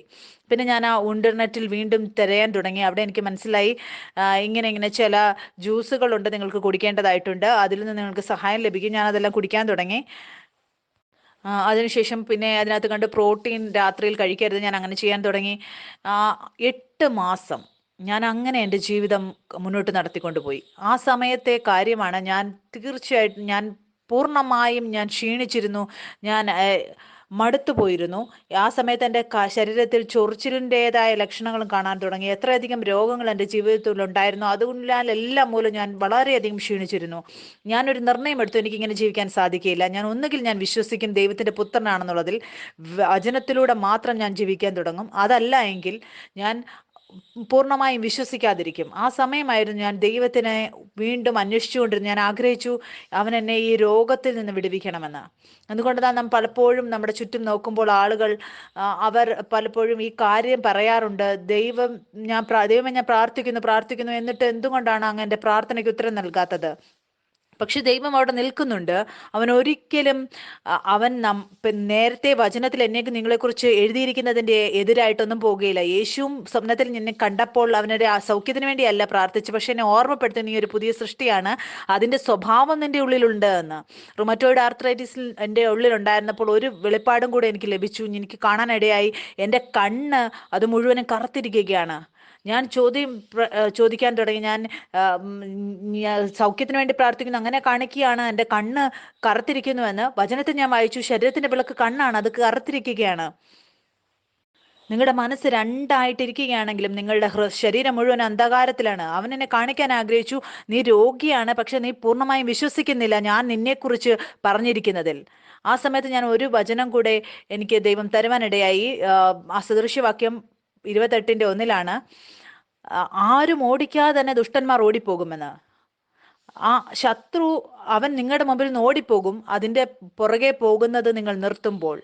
ഞാൻ ആ രോഗം എൻ്റെ ശരീരത്തിൽ കണ്ടപ്പോൾ, ആ വേദന ഞാൻ അനുഭവിച്ചപ്പോൾ, ഞാൻ അതിനെക്കുറിച്ച് വീണ്ടും അന്വേഷിക്കാൻ തുടങ്ങി. ഞാൻ ആ രോഗത്തിൻ്റെ പുറകെ പോകാൻ തുടങ്ങി. എത്രയധികം എൻ്റെ ശ്രദ്ധ ആ രോഗത്തിലേക്ക് കേന്ദ്രീകരിച്ചോ അത്രയധികം ഞാൻ സാത്താനെ അനുവദിക്കുകയായിരുന്നു ആ ചിന്തകൾ എൻ്റെ മനസ്സിലേക്ക് കൊണ്ടുവരാൻ. സാത്താൻ ഓടിപ്പോകും നമ്മൾ അവനെ പുറകെ പോകുന്നത് അവസാനിപ്പിക്കുമ്പോൾ. ആ സമയത്ത് ഞാൻ ഈ ഒരു തീരുമാനമെടുത്തു. ഞാൻ എനിക്ക് വേണ്ടി പ്രാർത്ഥിക്കുന്നത് ഞാൻ അവസാനിപ്പിച്ചു. ഞാൻ വചനത്തിൽ തിരയാൻ തുടങ്ങി. എന്തെങ്കിലും വാഗ്ദത്തമുണ്ടോ എൻ്റെ ഈ മേഖലയെക്കുറിച്ച് നേരത്തെ തന്നെ ഉള്ളത്? അപ്പോൾ ഞാനൊരു വചനം വായിച്ചു. അപ്പോൾ ഞാൻ ആ ഒരു തീരുമാനമെടുത്തു. നമ്മൾ ഒരു തീരുമാനം നമ്മുടെ തിരിച്ചറിവിനെ കുറിച്ച് നമ്മൾ ആരാണെന്നുള്ളത് എടുക്കേണ്ടത് ആവശ്യമാണ്. ഞാൻ കൊരിന്ത്യരുടെ പുസ്തകത്തിൽ വായിച്ചു ഞാനൊരു പുതിയ സൃഷ്ടിയാണെന്ന്. അപ്പോൾ ഞാൻ ആ വെളിപ്പാടിനെ എനിക്ക് മനസ്സിലാകുവാനിടയായി. പലപ്പോഴും ആളുകൾ എൻ്റെ അടുത്ത് വന്നിട്ട് പറയാറുണ്ട്, വചനം പറയുന്നുവെങ്കിലും എൻ്റെ എൻ്റെ ജീവിതത്തിൽ ആ വ്യത്യാസം ഉണ്ടാവുന്നില്ല എന്ന് വചനത്തിൽ എഴുതിയിരിക്കുകയാണ്. നിങ്ങളുടെ ഹൃദയത്തിൽ നിന്ന് വിശ്വസിക്കുക, നിങ്ങളുടെ നാവ് കൊണ്ട് ഏറ്റു പറയുക. എന്തുകൊണ്ടാണ് നീതി എന്ന് പറയുന്നത് വിശ്വാസത്തിലൂടെയാണ് നമ്മുടെ ഉള്ളിൽ തന്നിരിക്കുന്നത്. നമ്മളത് ഏറ്റു പറയുമ്പോൾ ഈ രക്ഷ നമ്മൾ പ്രാപിക്കുകയാണ്. ഞാൻ ക്രൂശിലേക്ക് നോക്കിയപ്പോൾ എനിക്ക് കാണാൻ സാധിച്ചു, യേശു ക്രിസ്തു എൻ്റെ എല്ലാ രോഗങ്ങളെ എടുത്തു. അവൻ എനിക്ക് വേണ്ടി അടികൊണ്ടു ഞാൻ സൗഖ്യമാകാൻ വേണ്ടിയിട്ട്. ഞാൻ അതിൽ വിശ്വസിച്ചപ്പോൾ എൻ്റെ വീണ്ടും ജന്മം പ്രാപിച്ചു. ഞാൻ ദൈവത്തിലൂടെ വീണ്ടും ജന്മം പ്രാപിച്ചു, വീണ്ടും ജന്മം പ്രാപിച്ചു. ഞാൻ ഇതാണ് എൻ്റെ ദർശനത്തിൽ കണ്ടത്.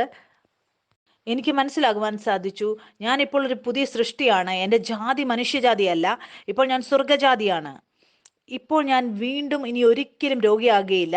എന്തുകൊണ്ടാൽ ഒരു പുതിയ സ്വഭാവം, ജീവന്റെ സ്വഭാവം അതിപ്പോൾ എൻ്റെ അകത്തുണ്ട്. ആ ദിവസം ഞാൻ എൻ്റെ ജീവിതത്തിൽ ഒരു തീരുമാനമെടുത്തു, ഇനി വീണ്ടും രണ്ട് മനസ്സുള്ള രണ്ട് രീതിയിൽ ഞാൻ ജീവിക്കത്തില്ല. ഞാൻ വിശ്വസിച്ചുകൊണ്ട് മരിച്ചു പോയാലും ഞാൻ ദൈവത്തിൻ്റെ പുത്രനാണ്, ആ പുത്രന് രോഗം വരികയില്ല. ഞാൻ ഒന്നിലും വേറെ വിശ്വസിക്കുകയില്ല. എൻ്റെ ശരീരം എന്തെന്നെ കാണിച്ചാലും, ചുറ്റുമുള്ള സാഹചര്യം എന്നോട് എന്ത് പറഞ്ഞാലും, എൻ്റെ എന്തെങ്കിലും റിപ്പോർട്ട് അതിനെക്കുറിച്ച് പറയുന്നുണ്ടായാലും ചിന്തിച്ചു നോക്കുക എന്താണെന്ന് സംഭവിച്ചത്. ഞാൻ ഒരു മനസ്സായിട്ട് ഞാൻ ക്രിസ്തുവിനോട് കൂടെ ക്രൂശിക്കപ്പെട്ടിരിക്കുന്നു. ആ ഒരേ മനസ്സിൽ ആയിക്കൊണ്ട്, നിങ്ങൾക്കറിയാമോ ക്രൂശിൻ്റെ മറ്റൊരു ഭാഗത്ത് എന്താണ്? അവിടെ പുനരുദ്ധാനവും ജീവനുമാണ്. ഏത് നിമിഷം ഞാൻ എൻ്റെ തിരിച്ചറിവിനെക്കുറിച്ച് ഏക മനസ്സിലായോ, ഞാൻ നിങ്ങളോട് പറഞ്ഞതുപോലെ തുടങ്ങിയപ്പോൾ സാത്താനിൽ നിന്ന് ആ വിചാരങ്ങൾ, ആ ചിന്തകൾ എൻ്റെ മനസ്സിലേക്ക് വന്നുകൊണ്ടിരുന്നപ്പോൾ ഞാൻ ആ ചിന്തകളെയും സങ്കല്പങ്ങളെയും അതിൻ്റെ പുറകിൽ ഓടാൻ തുടങ്ങി. എനിക്ക് രോഗം വന്നപ്പോൾ, റൊമറ്റോയിഡ് ആർത്രൈറ്റിസ്, ഞാൻ തീരുമാനമെടുത്തു ഞാൻ ഇതിനെ ഏറ്റുപറയുകയില്ല എൻ്റെ വാഗുണ്ട്. ആ സമയത്തും ഞാൻ ഗൂഗിളിൽ തിരിഞ്ഞുകൊണ്ടിരുന്നു ആ ജ്യൂസിനെ കുറിച്ചും പ്രോട്ടീൻ കഴിക്കാതിരിക്കുന്നതിനെ കുറിച്ചും എല്ലാം ഞാൻ ചെയ്തുകൊണ്ടേയിരുന്നു. ഞാൻ അതെല്ലാം നിർത്തി. എന്നിട്ട് ഞാൻ പറഞ്ഞു, ഞാൻ ദൈവത്തിൻ്റെ പുത്രനാണ്. ചിലപ്പോൾ നിങ്ങൾക്കറിയാമോ, ലക്ഷണം നിങ്ങളുടെ ശരീരത്തിൽ കാണിക്കുമ്പോൾ നമ്മൾ അതിനെ അനുവദിക്കാറുണ്ട് നമ്മുടെ ജീവിതത്തിലേക്ക് വരാൻ. എനിക്ക് റൊമറ്റോയിഡ് ആർത്രൈറ്റിസ് ഉണ്ടായിരുന്നപ്പോൾ എപ്പോഴെങ്കിലും പേന താഴേക്ക് പോവുകയാണെങ്കിൽ, ഞാൻ ശരിയാണെങ്കിൽ നല്ല പോലെ ഞാൻ കുനിഞ്ഞാണ് ആ പേന എടുത്തുകൊണ്ടിരുന്നത്. പക്ഷേ ആ സമയത്ത് ഞാൻ റൊമറ്റോയിഡ് ആർത്രൈറ്റിസ് ഉണ്ടായിരുന്നപ്പോൾ, ലക്ഷണങ്ങൾ ഉണ്ടായിരുന്നപ്പോൾ ഞാൻ എന്താണ് ചെയ്തുകൊണ്ടിരുന്നത്? ഞാൻ മുഴുവൻ കുനിയുകയില്ലായിരുന്നു. ഞാൻ പകുതി കുനിഞ്ഞിട്ട് അതിനെ ഞാൻ എടുക്കാൻ നോക്കുമായിരുന്നു. എനിക്ക് അവസരം കിട്ടും, സ്റ്റെപ്പ് കയറാനും ഇറങ്ങാനും ഒക്കെ അവസരം കിട്ടിക്കൊണ്ടിരുന്നപ്പോൾ ഞാൻ അത് ഉപയോഗിക്കുകയില്ലായിരുന്നു. ഞാൻ ലിഫ്റ്റ് ഉണ്ടെങ്കിൽ ആ ലിഫ്റ്റിലേ പോവുകയുണ്ടായിരുന്നുള്ളൂ. എന്താണ് അതിന്? എൻ്റെ മനസ്സിൽ ഞാൻ ആ രോഗത്തിന് വേണ്ടി ഒരു സ്ഥലം ഒരുക്കുകയായിരുന്നു. ഞാൻ അതിനെ അംഗീകരിക്കുകയായിരുന്നു. ഞാൻ ഏത് നിമിഷം അതിൽ വിശ്വസിച്ചു ഞാൻ ദൈവത്തിൻ്റെ പുത്രനാണ്, എൻ്റെ സ്വഭാവത്തിൽ ഇതില്ല എന്നുള്ളത്. അപ്പോൾ ഞാൻ അസാധാരണമായിട്ട് ഞാൻ ചെയ്തുകൊണ്ടിരുന്നതെല്ലാം ഞാൻ നിർത്തി. ഇപ്പോൾ എപ്പോഴാണെങ്കിലും പേന വീണ ഞാൻ മനഃപൂർവ്വമായിട്ട് കുനിഞ്ഞ് അതിനെ എടുക്കുമായിരുന്നു. എന്നിട്ട് ഏറ്റു പറയുമായിരുന്നു, ഞാൻ ദൈവത്തിൻ്റെ പുത്രനാണ്, ഈ രോഗം എൻ്റെ സ്വഭാവത്തിലില്ല. അതിനുശേഷം എൻ്റെ എപ്പോഴെങ്കിലും എനിക്ക് CDയും ലിഫ്റ്റോ എന്തെങ്കിലും ഏതാണ് ഉപയോഗിക്കേണ്ട അവസരം വന്നാൽ എനിക്ക് ആദ്യം ഇഷ്ടമായിരുന്നത് പോലെ സ്റ്റെപ്പിലൂടെ തന്നെ ഞാൻ പോവുകയുണ്ടായിരുന്നുള്ളൂ. ഞാൻ എന്നിട്ട് ഏറ്റു പറയുമായിരുന്നു, ഞാൻ ദൈവപുത്രനാണ്, എൻ്റെ സ്വഭാവത്തിൽ രോഗമില്ല എന്ന്. എന്നെ കേൾക്കുന്നവരെ എല്ലാം ഉത്സാഹിപ്പിക്കാൻ ഞാൻ ആഗ്രഹിക്കുകയാണ്. 8 മാസമായിട്ട് നടക്കാതിരുന്ന കാര്യം 2 മനസ്സുകൊണ്ട് ഒറ്റ ആഴ്ച കൊണ്ട് ഞാൻ തീരുമാനമെടുത്തപ്പോൾ, ഞാൻ ഒരു മനസ്സായിട്ട് നടക്കുമെന്ന് ഞാൻ വിശ്വസിച്ചു. ഞാൻ വീണ്ടും ജന്മം പ്രാപിച്ചിരിക്കുന്നു, എൻ്റെ സ്വഭാവത്തിൽ രോഗിയായിരിക്കുക എന്നല്ല എന്ന് പറഞ്ഞപ്പോൾ ഒരാഴ്ച കൊണ്ട് ആ എല്ലാ രോഗവും എൻ്റെ ശരീരം വിട്ടുപോയി. എനിക്കിപ്പോഴും ഓർമ്മയുണ്ട്, ഞാനൊരു മീറ്റിങ്ങിൽ ഓൺലൈനിൽ ജോയിൻ ചെയ്തിരുന്നു. അപ്പോൾ ആ ഓൺലൈൻ പ്രചാരകർ പറയുകയായിരുന്നു, എനിക്ക് ഓർമ്മയുണ്ട്, ആ പ്രസംഗിച്ചുകൊണ്ടിരുന്ന ആൾ പറയുകയായിരുന്നു, എന്തോ ഒരു ചങ്ങല നിങ്ങളുടെ കാലിൽ നിന്ന് പൊട്ടിപ്പോവുകയാണ്. അപ്പോൾ എൻ്റെ മുട്ടിൽ എനിക്ക് അനുഭവിക്കാനിടയായി. എൻ്റെ മുട്ട് അത് വളരെ വെയിറ്റ് ഇല്ലാത്തതായിട്ട് തോന്നി. അപ്പോൾ തന്നെ ഞാൻ എഴുന്നേൽക്കുകയും ഇരിക്കുകയും ചെയ്തു. ഞാൻ എൻ്റെ ശരീരം ചെക്ക് ചെയ്തു. അപ്പോൾ എല്ലാ വേദന എൻ്റെ ശരീരത്തെ വിട്ടുപോയി. അപ്പോൾ ഞാൻ എൻ്റെ പുത്രനിൽ രോഗമില്ല എന്നുള്ളത് ഞാൻ ഏറ്റു പറയാൻ തുടങ്ങി. ഞാൻ സൗഖ്യം പ്രാപിച്ചിരിക്കുന്നു, എനിക്ക് സൗഖ്യം പ്രാപിച്ചിരിക്കുന്നു. ഞാൻ 3 ദിവസം കൊണ്ട് എൻ്റെ എല്ലാ കൂട്ടുകാരോടും ഇത് പറഞ്ഞു, എനിക്ക് സൗഖ്യം ലഭിച്ചുവെന്ന്. ആ 3 ദിവസത്തിന് ശേഷം ആ വേദന, ആ മുഴുവൻ രോഗവും തിരിച്ചെൻ്റെ ശരീരത്തിലേക്ക് വന്നു. പിന്നെ ഒരു ചിന്ത എൻ്റെ മനസ്സിലേക്ക് വന്നു, നിനക്ക് നിന്റെ സൗഖ്യം നഷ്ടപ്പെടുത്തി കളഞ്ഞു. അപ്പോൾ ഞാൻ ആ വിചാരത്തെ, ആ ചിന്തയെ പിടിച്ചുകൊണ്ടു, ഞാൻ ദൈവത്തിൻ്റെ പുത്രനാണ്, എൻ്റെ സ്വഭാവത്തിൽ രോഗം ഇല്ല എന്ന്. ആ സമയത്ത് ഞാൻ ആ ചിന്തയെ ഞാൻ ഇടിച്ചു കളഞ്ഞു. ആ 3-ാമത്തെയും 4-ാമത്തെ 5-ാമത്തെ ദിവസം അതെല്ലാം അപ്രത്യക്ഷമായി. ആ നിമിഷം മുതൽ 2012 തൊട്ട് ഇതുവരെ ഒരു രോഗവും എന്നെ തൊടാൻ സാധിച്ചിട്ടില്ല. ഞാൻ ആ സ്വർഗീയ ആരോഗ്യത്തിൽ നിന്നു. ഒരു രോഗം വിട്ടുപോയപ്പോൾ എൻ്റെ മുടി പൊക്കൊണ്ടിരുന്നത് അതും ശരിയായി. എനിക്കറിയാൻ സാധിച്ചു എല്ലാ ചിന്തകളും എൻ്റെ മനസ്സിലേക്കും എൻ്റെ വിചാരങ്ങളിലുമായിരുന്നു. ഞാൻ പഠിക്കുവാനിടയായി എങ്ങനെയാണ് അതിനെ ഇടിച്ചു കളയേണ്ടതെന്നും ഞാൻ ഏറ്റു പറയേണ്ടതെന്നും. എൻ്റെ മുടി പൊഴിഞ്ഞുകൊണ്ടിരുന്നത് ആദ്യം വന്നപ്പോൾ രണ്ടാമത്തെ രോഗത്തിൽ എനിക്ക് മനസ്സിലായി എൻ്റെ തിരിച്ചറിവിൽ നിലനിൽക്കാൻ. തന്നെത്താൻ ആ വലിയ രോഗം അതും ശരിയായിപ്പോയി.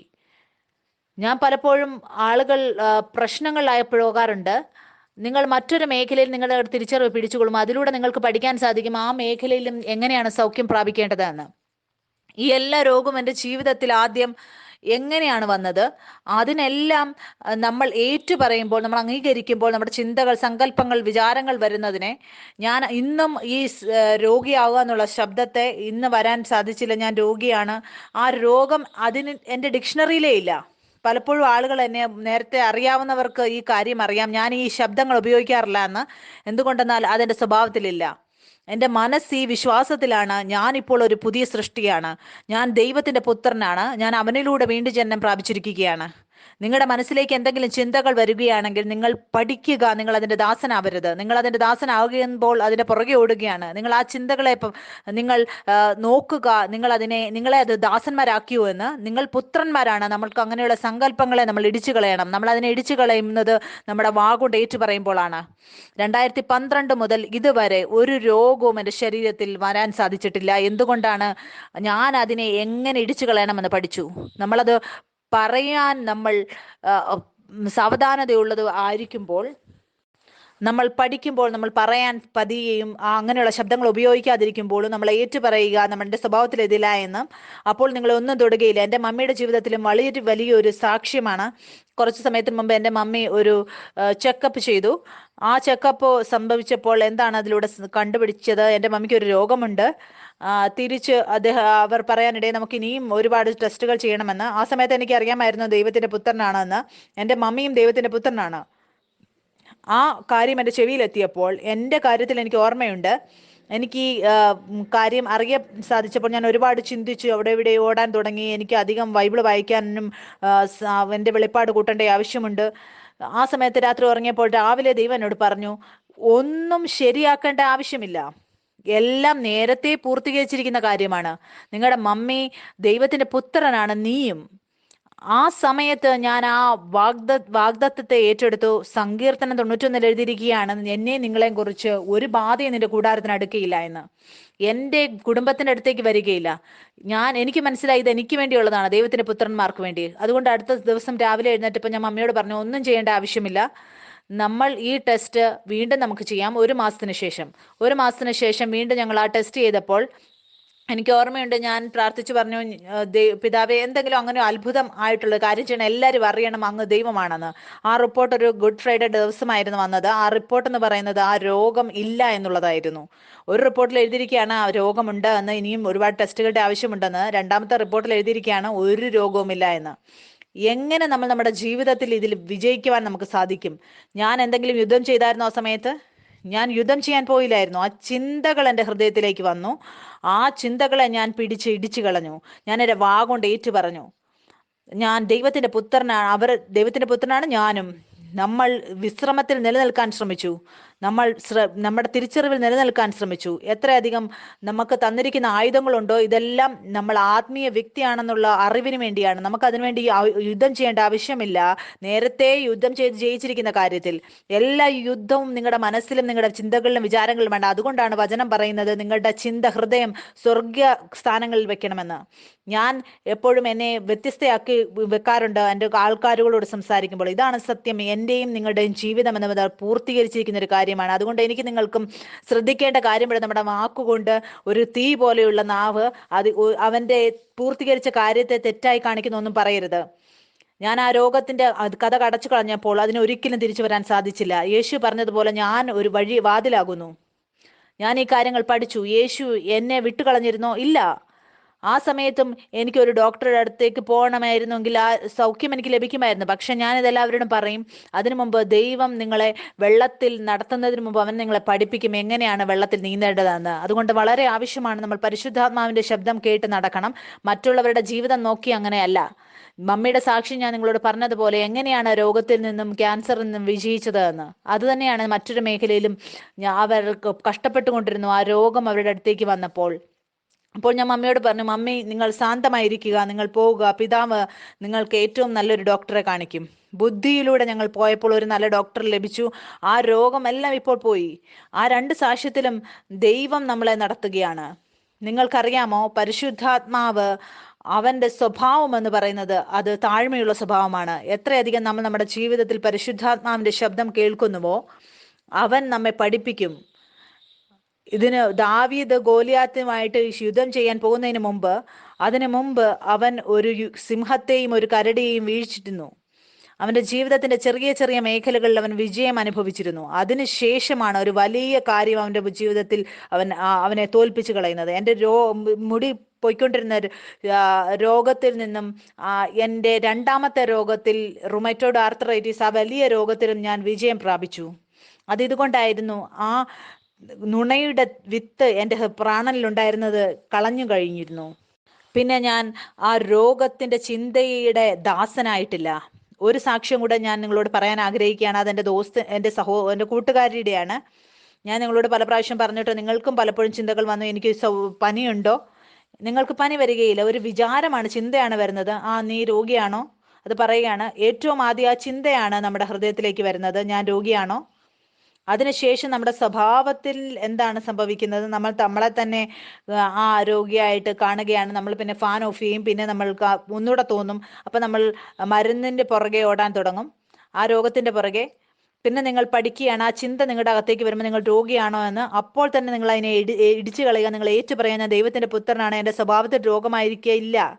ലക്ഷണങ്ങൾ നിങ്ങളുടെ ശരീരത്തിൽ ഉണ്ടാകും, പക്ഷെ നിങ്ങൾ അത് അംഗീകരിക്കാതിരിക്കുക. നിങ്ങൾ വിശ്രമിക്കുക അവന്റെ വചനത്തിൽ.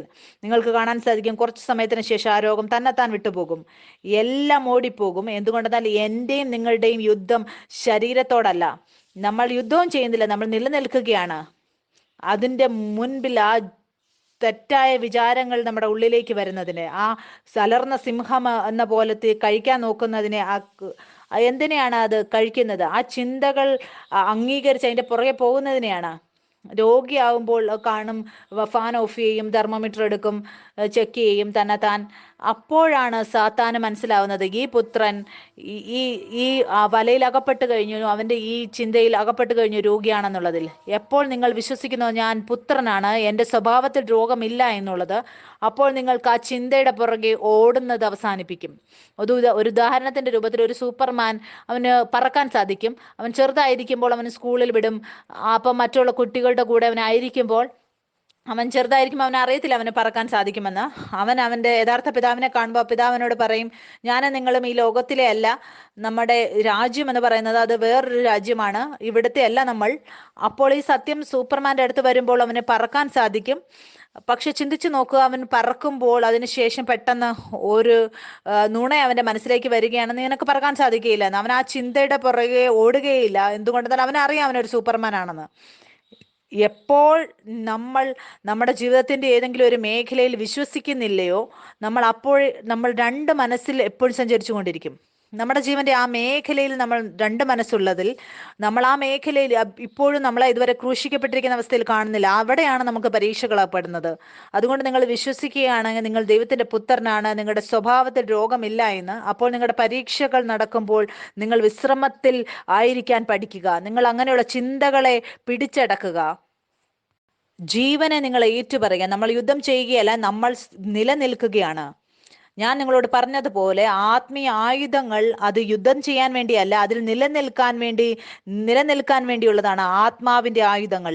ആ വിശ്വാസത്തിന്റെ പരിച ആ തീയമ്പുകളുടെ ശത്രുവിൽ നിന്ന് വരുന്ന അതിനെ കെടുക്കാൻ വേണ്ടിയുള്ളതാണ്. നമ്മൾ വിശ്വാസത്തിലൂടെ നമ്മൾ ഏറ്റു പറഞ്ഞുകൊണ്ട് ആ ചിന്തകളെ, വിചാരങ്ങളെ നമ്മൾ ഇടിച്ചു കളയുക. അതുകൊണ്ട് എത്രയധികം നമ്മൾ ശ്രമിക്കുന്നുവോ ആ ശ്രമം നിങ്ങൾ ചെയ്യുന്നത് അത് വിശ്രമത്തിൽ നിലനിൽക്കാൻ വേണ്ടിയായിരിക്കണം. നിങ്ങൾ ചിന്തിച്ചു നോക്കുക, യേശു ക്രിസ്തുവിന്റെ അടുത്ത് വാർത്ത വരികയാണ്, യേശുവിന്റെ പ്രിയപ്പെട്ടവനായി സ്നേഹിച്ചിരുന്ന ലാസർ മരിച്ചു. യേശുവിനോട് വേഗം പോകാൻ പറയുമ്പോൾ യേശു എങ്ങനെയായിരുന്നു? അവൻ കേൾക്കാൻ വേഗതയുള്ളവനായിരുന്നു. പക്ഷെ അവൻ എന്താണ് ചെയ്തത്? അവൻ പറയാൻ താമസമുള്ളവനായിരുന്നു. അവൻ ഓടിയില്ല. അവൻ മരിക്കുന്നു, എനിക്ക് വേഗം പോയി അവനെ രക്ഷിക്കണം. അവൻ അറിയാമായിരുന്നു അവൻ പുത്രനാണെന്ന്. അവിടെ 2 ദിവസം കൂടെ താമസിക്കുകയാണ്. പിന്നെ പറയുകയാണ്, പോയി നമുക്ക് അവനെ ഉണർത്തേണ്ടതായിട്ടുണ്ട്. പിന്നെ അവിടെ പോകുമ്പോൾ ചുറ്റുമുള്ള സാഹചര്യങ്ങളെ നോക്കുമ്പോൾ വചനം പറയുകയാണ്. എന്നിട്ട് അവന്റെ തിരിച്ചറിവിനെ കുറിച്ചാണ് പറയുന്നത്. ഞാൻ പുനരുത്ഥാനവും ജീവനുമാകുന്നു. എൻ്റെ മമ്മിക്ക് ക്യാൻസർ വന്നപ്പോൾ എങ്ങനെയാണ് അതിൽ സൗഖ്യം ലഭിച്ചത്? ആ പ്രശ്നം എൻ്റെ മമ്മിയിലേക്ക് വന്നപ്പോൾ അതിൻ്റെ പരിഹാരം അത് പുത്രനിലായിരുന്നു. പുത്രന്റെ തിരിച്ചറിവിൽ ഒളിച്ചിരുന്നു. ആ വാഗ്ദത്തത്തെക്കുറിച്ച്, എന്നെക്കുറിച്ചുള്ള വാഗ്ദത്തത്തെക്കുറിച്ചിലായിരുന്നു. അതുകൊണ്ട് ഞാൻ തിരയാൻ തുടങ്ങി, ഏത് വാഗ്ദത്തമാണ് എൻ്റെ കുടുംബത്തിന് വേണ്ടിയുള്ളത്. എനിക്കത് ലഭിച്ചപ്പോൾ ഞാൻ അതിൽ വിശ്രമിക്കുവാനിടയായി. ഞാനത് ഏറ്റു പറഞ്ഞു. ഒരു ദുഷ്ടനും ഒരു ബാധയും എൻ്റെ കൂടാരത്തിന് എടുക്കുകയില്ല. എന്തുകൊണ്ടെന്നാൽ ഇതെല്ലാം എൻ്റെയാണ്. ഒരു വാഗ്ദത്തം എനിക്ക് വേണ്ടി പ്രവർത്തിക്കുകയാണ്. എത്രയധികം ഞാൻ വിശ്രമിക്കാൻ പഠിച്ചുവോ, ഇത് ഏറ്റു പറയാൻ തുടങ്ങിയോ ഞാൻ ആരാണെന്ന്, അപ്പോൾ എൻ്റെ മമ്മിയും അതിലൂടെ സൗഖ്യം പ്രാപിക്കുവാനിടയായി. നിങ്ങൾക്കറിയാമോ, നിങ്ങളുടെ പുറത്ത് വളരെ പ്രശ്നങ്ങൾ നിങ്ങൾക്ക് കാണാൻ സാധിക്കും. പക്ഷെ എല്ലാ പ്രശ്നങ്ങളുടെയും പരിഹാരം എന്ന് പറയുന്നത് ഒരു പുത്രനിലാണ്. ഇപ്പോൾ എല്ലാ പ്രശ്നങ്ങളും എൻ്റെ വഴിയിൽ വരുന്നതിനോട് ഞാൻ ചോദിക്കാറില്ല അത് എന്തുകൊണ്ടാണ് വന്നതെന്ന്. എനിക്കറിയാം, എന്തെങ്കിലും പ്രശ്നം എൻ്റെ മുമ്പിൽ വരികയാണെന്നെങ്കിൽ അത് ദൈവത്തിന് മഹത്വം ഉണ്ടാകുവാനാണ്. എന്നിലൂടെ അത് പൂർത്തീകരിക്കാൻ പോവുകയാണ്. എൻ്റെ തിരിച്ചറിവ് അത് ആ പ്രശ്നങ്ങളുടെ സമയത്ത് അത് ദേഹരൂപിയായിത്തീരും. യേശു 5000 പേരുടെ കൂടെ ആയിരുന്നപ്പോൾ നിങ്ങൾക്കറിയാമോ, ശരീരത്തിന്റെ ബുദ്ധി പറയുകയാണ് ഈ ആളുകളെ എല്ലാം അവരുടെ വീടുകളിലേക്ക് അയക്കാൻ. എന്തുകൊണ്ടെന്നാൽ അവർക്ക് ഭക്ഷണം കഴിക്കാൻ വേണ്ടി. യേശു അവരുടെ ശിഷ്യന്മാരോട് പറയുകയാണ്, നിങ്ങൾ അവർക്ക് ഭക്ഷണം കൊടുക്കണം. എന്തുകൊണ്ടെന്നാൽ എല്ലാ പ്രശ്നത്തിന്റെയും പരിഹാരം ഒരു പുത്രനിലാണ്. യേശു ക്രിസ്തു അവൻ ജീവന്റെ റൊട്ടിയാണ്, ജീവന്റെ അപ്പമാണ്. ഞാൻ ഇതിനെല്ലാം വേണ്ടി മതിയായവനാണ്. അതുകൊണ്ട് ഏത് പ്രശ്നം നിങ്ങളുടെ ജീവിതത്തിലേക്ക് വന്നാലും, ഏതവസ്ഥയിലൂടെ പോയാലും അതിന്റെ ഉത്തരം എന്ന് പറയുന്നത് അത് പുത്രനിലാണ്. ആ ഉത്തരം എങ്ങനെയാണ്? അത് ആ ചിന്തകൾ നിങ്ങളുടെ പ്രാണനിലേക്ക് വരുമ്പോൾ നിങ്ങൾ ജീവനെ നിങ്ങളുടെ വാഗോട് ഏറ്റുപറയുക, നിങ്ങളുടെ തിരിച്ചറിവിനെ ഏറ്റുപറയുക നിങ്ങളുടെ നാവിലൂടെ. ഒരു സമയത്ത് എനിക്കൊരു ലാപ്ടോപ്പ് ഉണ്ടായിരുന്നു. ഞാനൊരു നഗരത്തിലാണ് താമസിച്ചിരുന്നത്. ഞാൻ ഓട്ടോയിൽ പോവുകയായിരുന്നു. എന്താണ് സംഭവിച്ചതെന്ന് വെച്ചാൽ, ആ ഓട്ടോയിൽ ഞാൻ എൻ്റെ ലാപ്ടോപ്പ് മറന്നുപോയി. ഞാൻ എയർപോർട്ടിൽ എത്തിയപ്പോൾ ഞാൻ അവിടെ ഇറങ്ങി, എനിക്ക് മനസ്സിലായി എൻ്റെ ലാപ്ടോപ്പ് ഓട്ടോയിലായി പോയി എന്ന്. അതിന് 1-2 ദിവസം മുമ്പ് ഞാനൊരു വചനം പഠിച്ചുകൊണ്ടിരുന്നത്. അതിൽ യേശു പറയുകയാണ്, എല്ലാം എനിക്ക് പിതാവിലൂടെയാണ് ലഭിച്ചിരിക്കുന്നത്, അതിൽ നിന്ന് എനിക്കൊന്നും നഷ്ടമാകുകയില്ല എന്ന്. എന്തുകൊണ്ടെന്നാൽ ഇതാണ് എൻ്റെ പിതാവിൻ്റെ ഇഷ്ടം. ആ സമയത്ത് സാത്താൻ ആഗ്രഹിച്ചു ഞാൻ ഇതെല്ലാം നഷ്ടപ്പെടുത്തണമെന്ന്. ഞാൻ പൈസ നഷ്ടപ്പെടുത്തി, ഞാൻ തിരിച്ചുപോയി, എൻ്റെ ടിക്കറ്റ് നഷ്ടപ്പെടുത്തി, ഞാൻ ആ ഓട്ടോറിക്ഷയുടെ പുറകെ പോയി, അല്ലെങ്കിൽ കംപ്ലൈൻറ്റ് ചെയ്യാനും ആ റിക്ഷക്കാരൻ എനിക്ക് വരാൻ വേണ്ടി. അതുകൊണ്ട് എനിക്ക് വേണ്ടപ്പെട്ട ഡോക്യുമെന്റ്സ് എല്ലാം അതിലായിരുന്നു. ആ പ്രശ്നം വന്നപ്പോൾ ഞാനൊരു നിർണയം എടുത്തു. ഞാൻ ആദമിൽ നിന്നുള്ളവനല്ല, ഞാനൊരു സ്വർഗീയ ജാതിയാണ്. എൻ്റെ പിതാവിൻ്റെ സ്നേഹം എത്ര അത്ഭുതകരമാണ് നമുക്ക് വേണ്ടി. ഞാൻ ആ പ്രശ്നത്തിൻ്റെ പുറകെ പോകാതിരുന്നപ്പോൾ, ഞാൻ വിശ്രമിച്ചപ്പോൾ, ഞാൻ എൻ്റെ ഡെസ്റ്റിനേഷനിൽ എത്തിയപ്പോൾ അതിന് 2 മണിക്കൂറിന് ശേഷം എനിക്കൊരു ഫോൺ വരികയാണ്. ആ ഓട്ടോറിക്ഷക്കാരൻ അവൻ അവിടെ ഇവിടെയും പോയിട്ട് എന്നെ എവിടെ നിന്ന് എടുത്തോ, എൻ്റെ വീടിൻ്റെ അവിടെ തിരിച്ചു ചെന്ന് എൻ്റെ വീട്ടിൽ ആ ലാപ്ടോപ്പ് കൊടുത്തിട്ട് വന്നു. അവൻ്റെ മനസ്സിൽ ആ ചിന്ത വരാമായിരുന്നു, അത് വിറ്റിട്ട് അവന് നല്ല പൈസ ലഭിക്കുമായിരുന്നു. പക്ഷേ ദൈവം അവൻ്റെ ഹൃദയം മാറ്റി. എനിക്ക് എന്തായിരുന്നു വിശ്വാസം പ്രവർത്തിച്ചത്? ആ പ്രശ്നത്തിലായിരുന്നപ്പോൾ ഞാൻ മറന്നില്ല, ഞാൻ ആദമിൽ നിന്നുള്ളവളല്ല, ഞാനൊരു പുതിയ സൃഷ്ടിയാണ്. എനിക്ക് മനസ്സിലായപ്പോൾ എൻ്റെ സ്വഭാവത്തിൽ ഒന്നും നഷ്ടപ്പെടുത്തുക എന്നുള്ളതില്ല എന്നും, ഞാൻ അതിന് പുറകെ പോകാതെ ഇരുന്നപ്പോൾ എല്ലാ പ്രശ്നങ്ങൾ നിങ്ങളുടെ ജീവിതത്തിലേക്ക് വരുന്ന ഇതിനു വേണ്ടിയാണ്. നിങ്ങൾ മറന്നു പോകരുത്, നിങ്ങൾ ദൈവത്തിന്റെ പുത്രന്മാരാണെന്നുള്ള കാര്യം. നിങ്ങൾ എങ്ങനെയാണ് അതിൽ നിലനിൽക്കുന്നത്? ഞാൻ നിങ്ങളോട് പറഞ്ഞതുപോലെ എത്രയധികം ആത്മീയ ആയുധങ്ങളുണ്ടോ അതെല്ലാം നിങ്ങളെ ഓർമ്മപ്പെടുത്തുകയാണ് നിങ്ങളുടെ തിരിച്ചറിവിനെ കുറിച്ച്. എങ്ങനെയാണ് ആ തിരിച്ചറിവിൽ നിങ്ങൾ സ്ഥിരമായി നിലനിൽക്കേണ്ടത് എന്ന്. നമ്മൾ ധൈര്യത്തോടെ നിങ്ങളുടെ പ്രാണനെ നിയന്ത്രണത്തിലാക്കി ക്രിസ്തുവിൻ്റെ അനുസരണത്തിനായി പിടിച്ചടക്കി പഠിക്കുമ്പോൾ, നിങ്ങൾ കേൾക്കുന്നതെല്ലാം ചിന്തകൾ, സങ്കല്പങ്ങൾ വരുന്നതിന് എല്ലാം നിങ്ങൾ അതിനെ ഏറ്റുപറയാതിരിക്കുമ്പോൾ, ആ സമയത്ത് ആ പരീക്ഷകൾ നിങ്ങളുടെ മുമ്പിലേക്ക് വരുമ്പോൾ നിങ്ങൾ 5 മിനിറ്റ് എടുക്കുക. നിങ്ങൾ ആ സമയത്ത് പരീക്ഷകൾ വരുമ്പോൾ നിങ്ങൾ 5 മിനിറ്റ് എടുക്കുക, എന്നിട്ട് അതിനെക്കുറിച്ചൊന്ന് ചിന്തിക്കുക. നിങ്ങളിപ്പോൾ മനുഷ്യജാതിയല്ല, നിങ്ങളൊരു പുതിയ സൃഷ്ടിയാണ്, നിങ്ങൾ സ്വർഗീയ ജാതിയാണ്. ഇപ്പോൾ ഒരു പ്രശ്നവും നിങ്ങളുടെ മുമ്പിലേക്ക് അല്ലെങ്കിൽ ഒരു നിങ്ങളുടെ മനസ്സിലേക്ക് വരുമ്പോൾ അത് പറയാതിരിക്കുക. നിങ്ങൾ ഇത് മാത്രം ഏറ്റു പറയുക, നിങ്ങൾ ആരാണെന്ന്.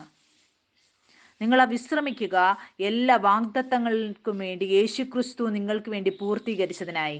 നിങ്ങൾക്ക് കാണാൻ സാധിക്കും എല്ലാ പ്രശ്നങ്ങളും സാഹചര്യങ്ങളും നിങ്ങളുടെ മുമ്പിൽ അത് മുട്ടുമടക്കുവാനിടയാകും. എന്തുകൊണ്ടാണ്? ഞാനും നിങ്ങളും ഇപ്പോൾ യേശുക്രിസ്തുവുമായി ഒന്നായിരിക്കുകയാണ്. ബൈബിളിൽ എഴുതിയിരിക്കുകയാണ് എല്ലാം മുട്ടും മടങ്ങുമെന്ന്.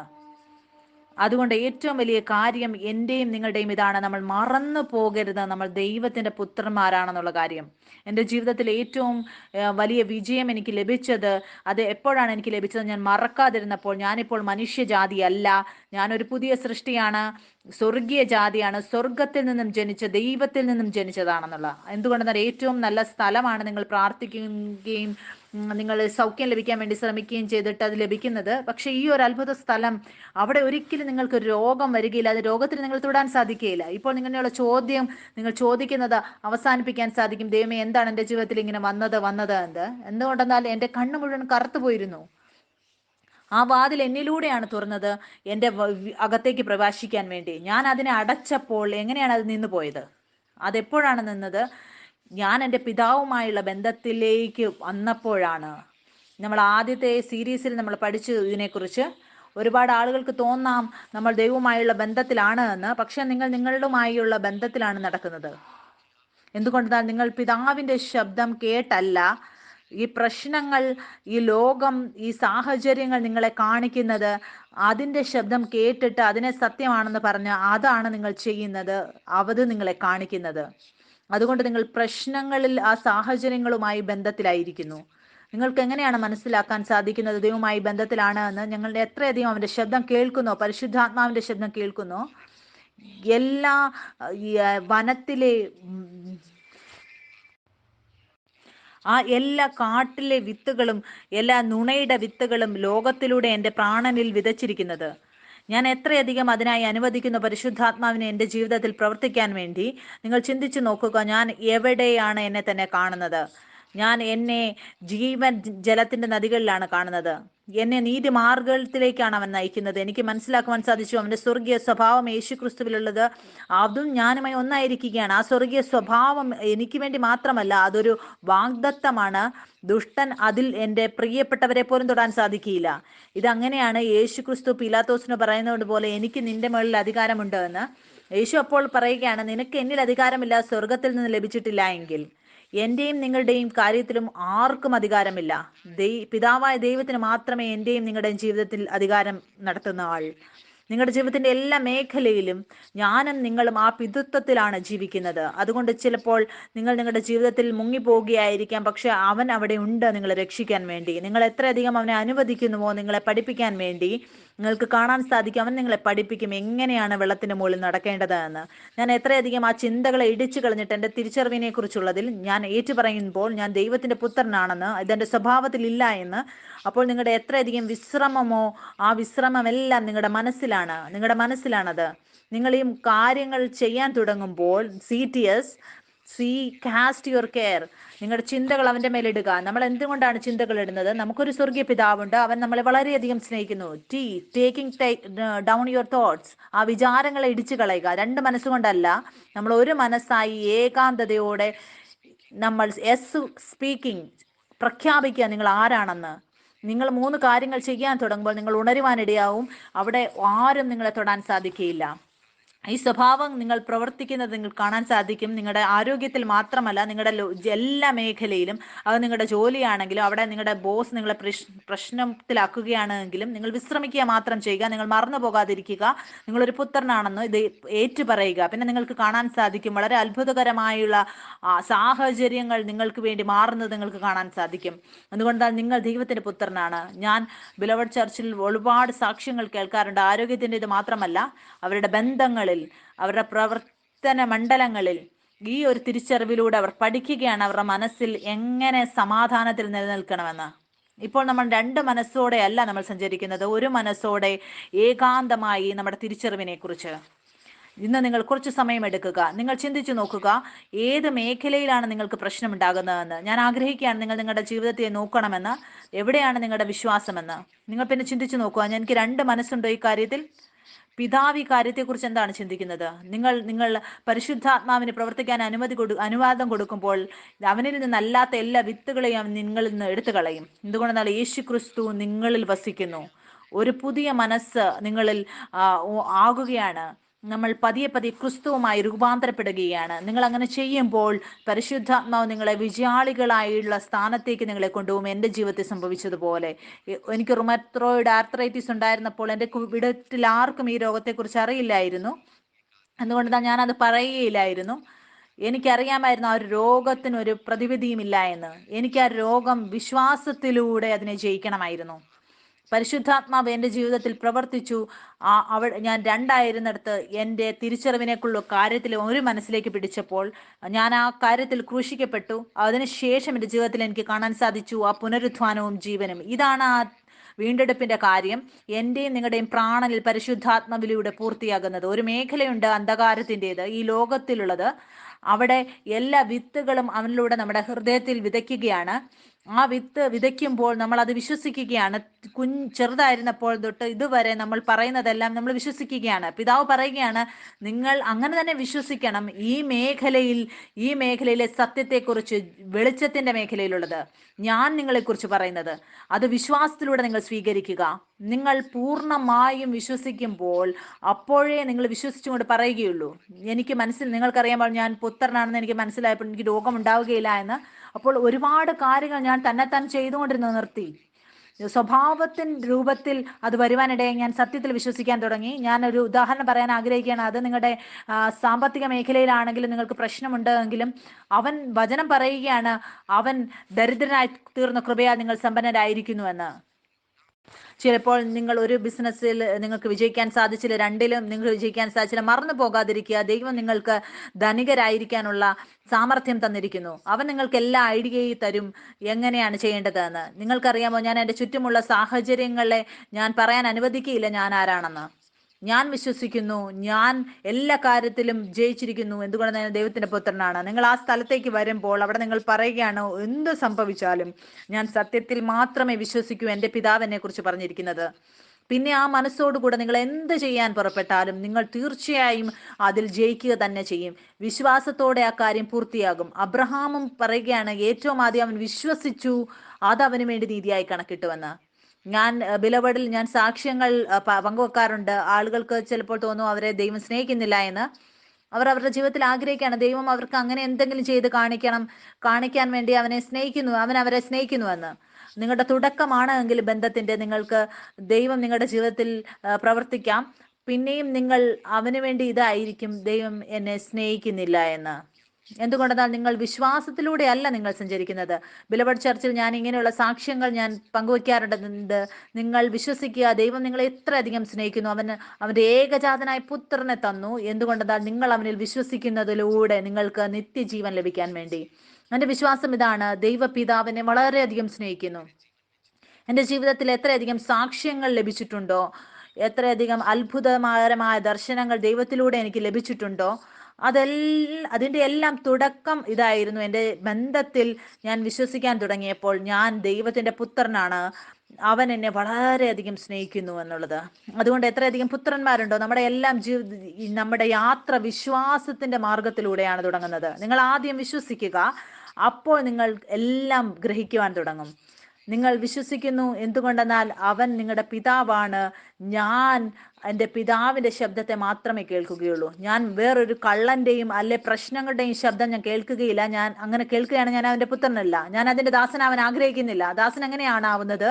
ഞാൻ അതിൻ്റെ പുറകെ ഓടുമ്പോഴാണ്. നിങ്ങളെ തന്നെ വിശുദ്ധരാക്കാൻ പഠിക്കുക, നിങ്ങളെ വ്യത്യസ്തരാക്കുവാൻ ശ്രമിക്കുക. ആ ചിന്തകൾ നിങ്ങളുടെ മനസ്സിലേക്ക് വരുമ്പോൾ, ആ സങ്കല്പങ്ങൾ അത് നിങ്ങളിൽ നിന്നുള്ളതല്ല. ആ ചിന്തകളും സങ്കല്പങ്ങളും പ്രശ്നങ്ങൾ കൊണ്ടുവരുന്നത്, അതിൽ നിന്ന് നിങ്ങളെ തന്നെ വേർപെടുത്തുക. ആ ചിന്തകൾ, നല്ല ചിന്തകൾ സമാധാനത്തിലേക്ക്, സന്തോഷത്തിലേക്ക് നടത്തുന്നത്, അതെൻ്റെ പിതാവിൽ നിന്നുള്ളതാണ്. നിങ്ങൾ ആഗ്രഹിക്കുകയാണ് നിങ്ങളുടെ ജീവിതത്തിൽ എത്രയധികം ചിന്തകളും പ്രശ്നങ്ങളും ഉണ്ടോ അതെല്ലാം ഓടിപ്പോകണമെന്ന്. നിങ്ങൾ ആത്മാവിന്റെ ആയുധങ്ങളോടെ നിങ്ങൾ ഏറ്റുപറയുക വചനത്തിലൂടെ. പിന്നെ നിങ്ങൾക്ക് കാണാൻ സാധിക്കും എല്ലാ പ്രശ്നങ്ങളും നിങ്ങളുടെ ജീവിതത്തിൽ നിന്ന് പോകുന്നത്. പിന്നെ നിങ്ങൾക്ക് മനസ്സിലാക്കാൻ സാധിക്കും, നമ്മുടെ ആത്മീയ യുദ്ധം എന്ന് പറയുന്നത് ജഡരക്തങ്ങളോടല്ല, അത് ആത്മീയ മേഖലയിലാണ്. അത് അവൻ തോറ്റുപോയിരിക്കുകയാണ്, അവൻ ഓടിപ്പോകുവാനിടയായി നിങ്ങളുടെ മുന്നിൽ നിന്ന്.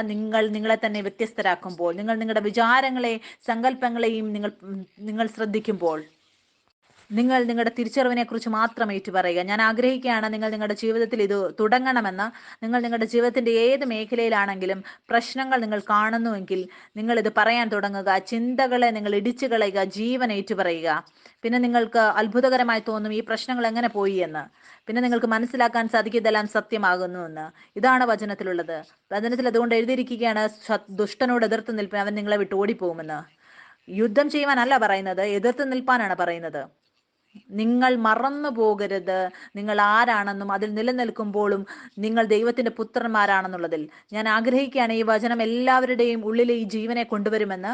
നമ്മൾ വിശ്വാസത്തിൽ നിലനിൽക്കുക. ഞാൻ എൻ്റെ ജീവിതത്തിന്റെ സാക്ഷ്യത്തെക്കുറിച്ച് നിങ്ങളോട് എല്ലാവരോടും പറഞ്ഞു. നിങ്ങൾ ഈ വീഡിയോയുടെ ആദ്യത്തെ സീരീസും കേൾക്കണം, 2 സീരീസും നിങ്ങൾ കേൾക്കണം. എൻ്റെ വിശ്വാസമാണ് പിതാവായ ദൈവം നിങ്ങളെ വളരെയധികം അനുഗ്രഹിക്കും. ഞാൻ ആഗ്രഹിക്കുകയാണ് നിങ്ങൾ ഭയമില്ലാത്തവരായിരിക്കുക. പരിശുദ്ധാത്മാവിലൂടെ അവനെ നിയന്ത്രിക്കാൻ അനുവദിക്കുക, അവനെ പഠിപ്പിക്കാൻ അനുവദിക്കുക. എങ്ങനെയാണ് പിതാവ് ഒരു മക്കളെ പഠിപ്പിക്കുന്നത് പോലെ അവൻ നിങ്ങളെ പഠിപ്പിക്കും. എപ്പോഴും ഒരു കാര്യം അറിയുക, ദൈവമാണ് നിങ്ങളുടെ മുകളിൽ അധികാരം നടത്തുന്നയാൾ. നിങ്ങൾക്കറിയാമോ, എൻ്റെ മമ്മിയുടെ ജീവിതത്തിൽ ആ രോഗം വന്നപ്പോൾ ആ സമയത്തായിരുന്നു വളരെയധികം ഭയം എൻ്റെ ജീവിതത്തിലേക്ക് വന്നു. വളരെ ചിന്തകൾ എൻ്റെ ദൈവത്തിൽ നിന്നല്ലാത്തത് എൻ്റെ ഉള്ളിലേക്ക് വന്നു. ഈ പ്രശ്നങ്ങളിൽ നിന്നെല്ലാം മുകളിലായി ഞാൻ ഒരു കാര്യം പറഞ്ഞു, എനിക്കൊരു പിതാവുണ്ട്, അവൻ എൻ്റെ ജീവിതത്തെ മേൽ അധികാരം നടത്തുന്നയാൾ. അവൻ നിങ്ങളെ പഠിപ്പിക്കുകയാണ്.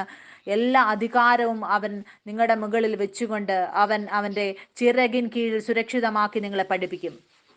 നിങ്ങൾ ഒരിക്കലും ഒറ്റയ്ക്കല്ല. നിങ്ങൾ തെറ്റ് ചെയ്തു പോയാലും ഞാനിപ്പോൾ മുങ്ങിപ്പോകും, ഞാൻ മരിച്ചു പോകുമെന്ന്, അങ്ങനെയല്ല. നിങ്ങൾക്ക് കാണാൻ സാധിക്കും, നിങ്ങൾ അവനെ പഠിപ്പിക്കാൻ അനുവദിക്കുമ്പോൾ അവൻ നിങ്ങളെ എല്ലാ കാര്യങ്ങളിലും നിങ്ങളെ നടത്തും. ഞാൻ കാണാറുണ്ട്, ആളുകൾ അവരുടെ ജീവിതത്തിൽ ചിലപ്പോൾ വീഴാറുണ്ട്. എന്തുകൊണ്ടെന്നാൽ അവർ തോറ്റുപോകാറുണ്ട്. അവർ പിതാവിന്റെ ശബ്ദത്തെ അവർ കേൾക്കുന്നില്ല.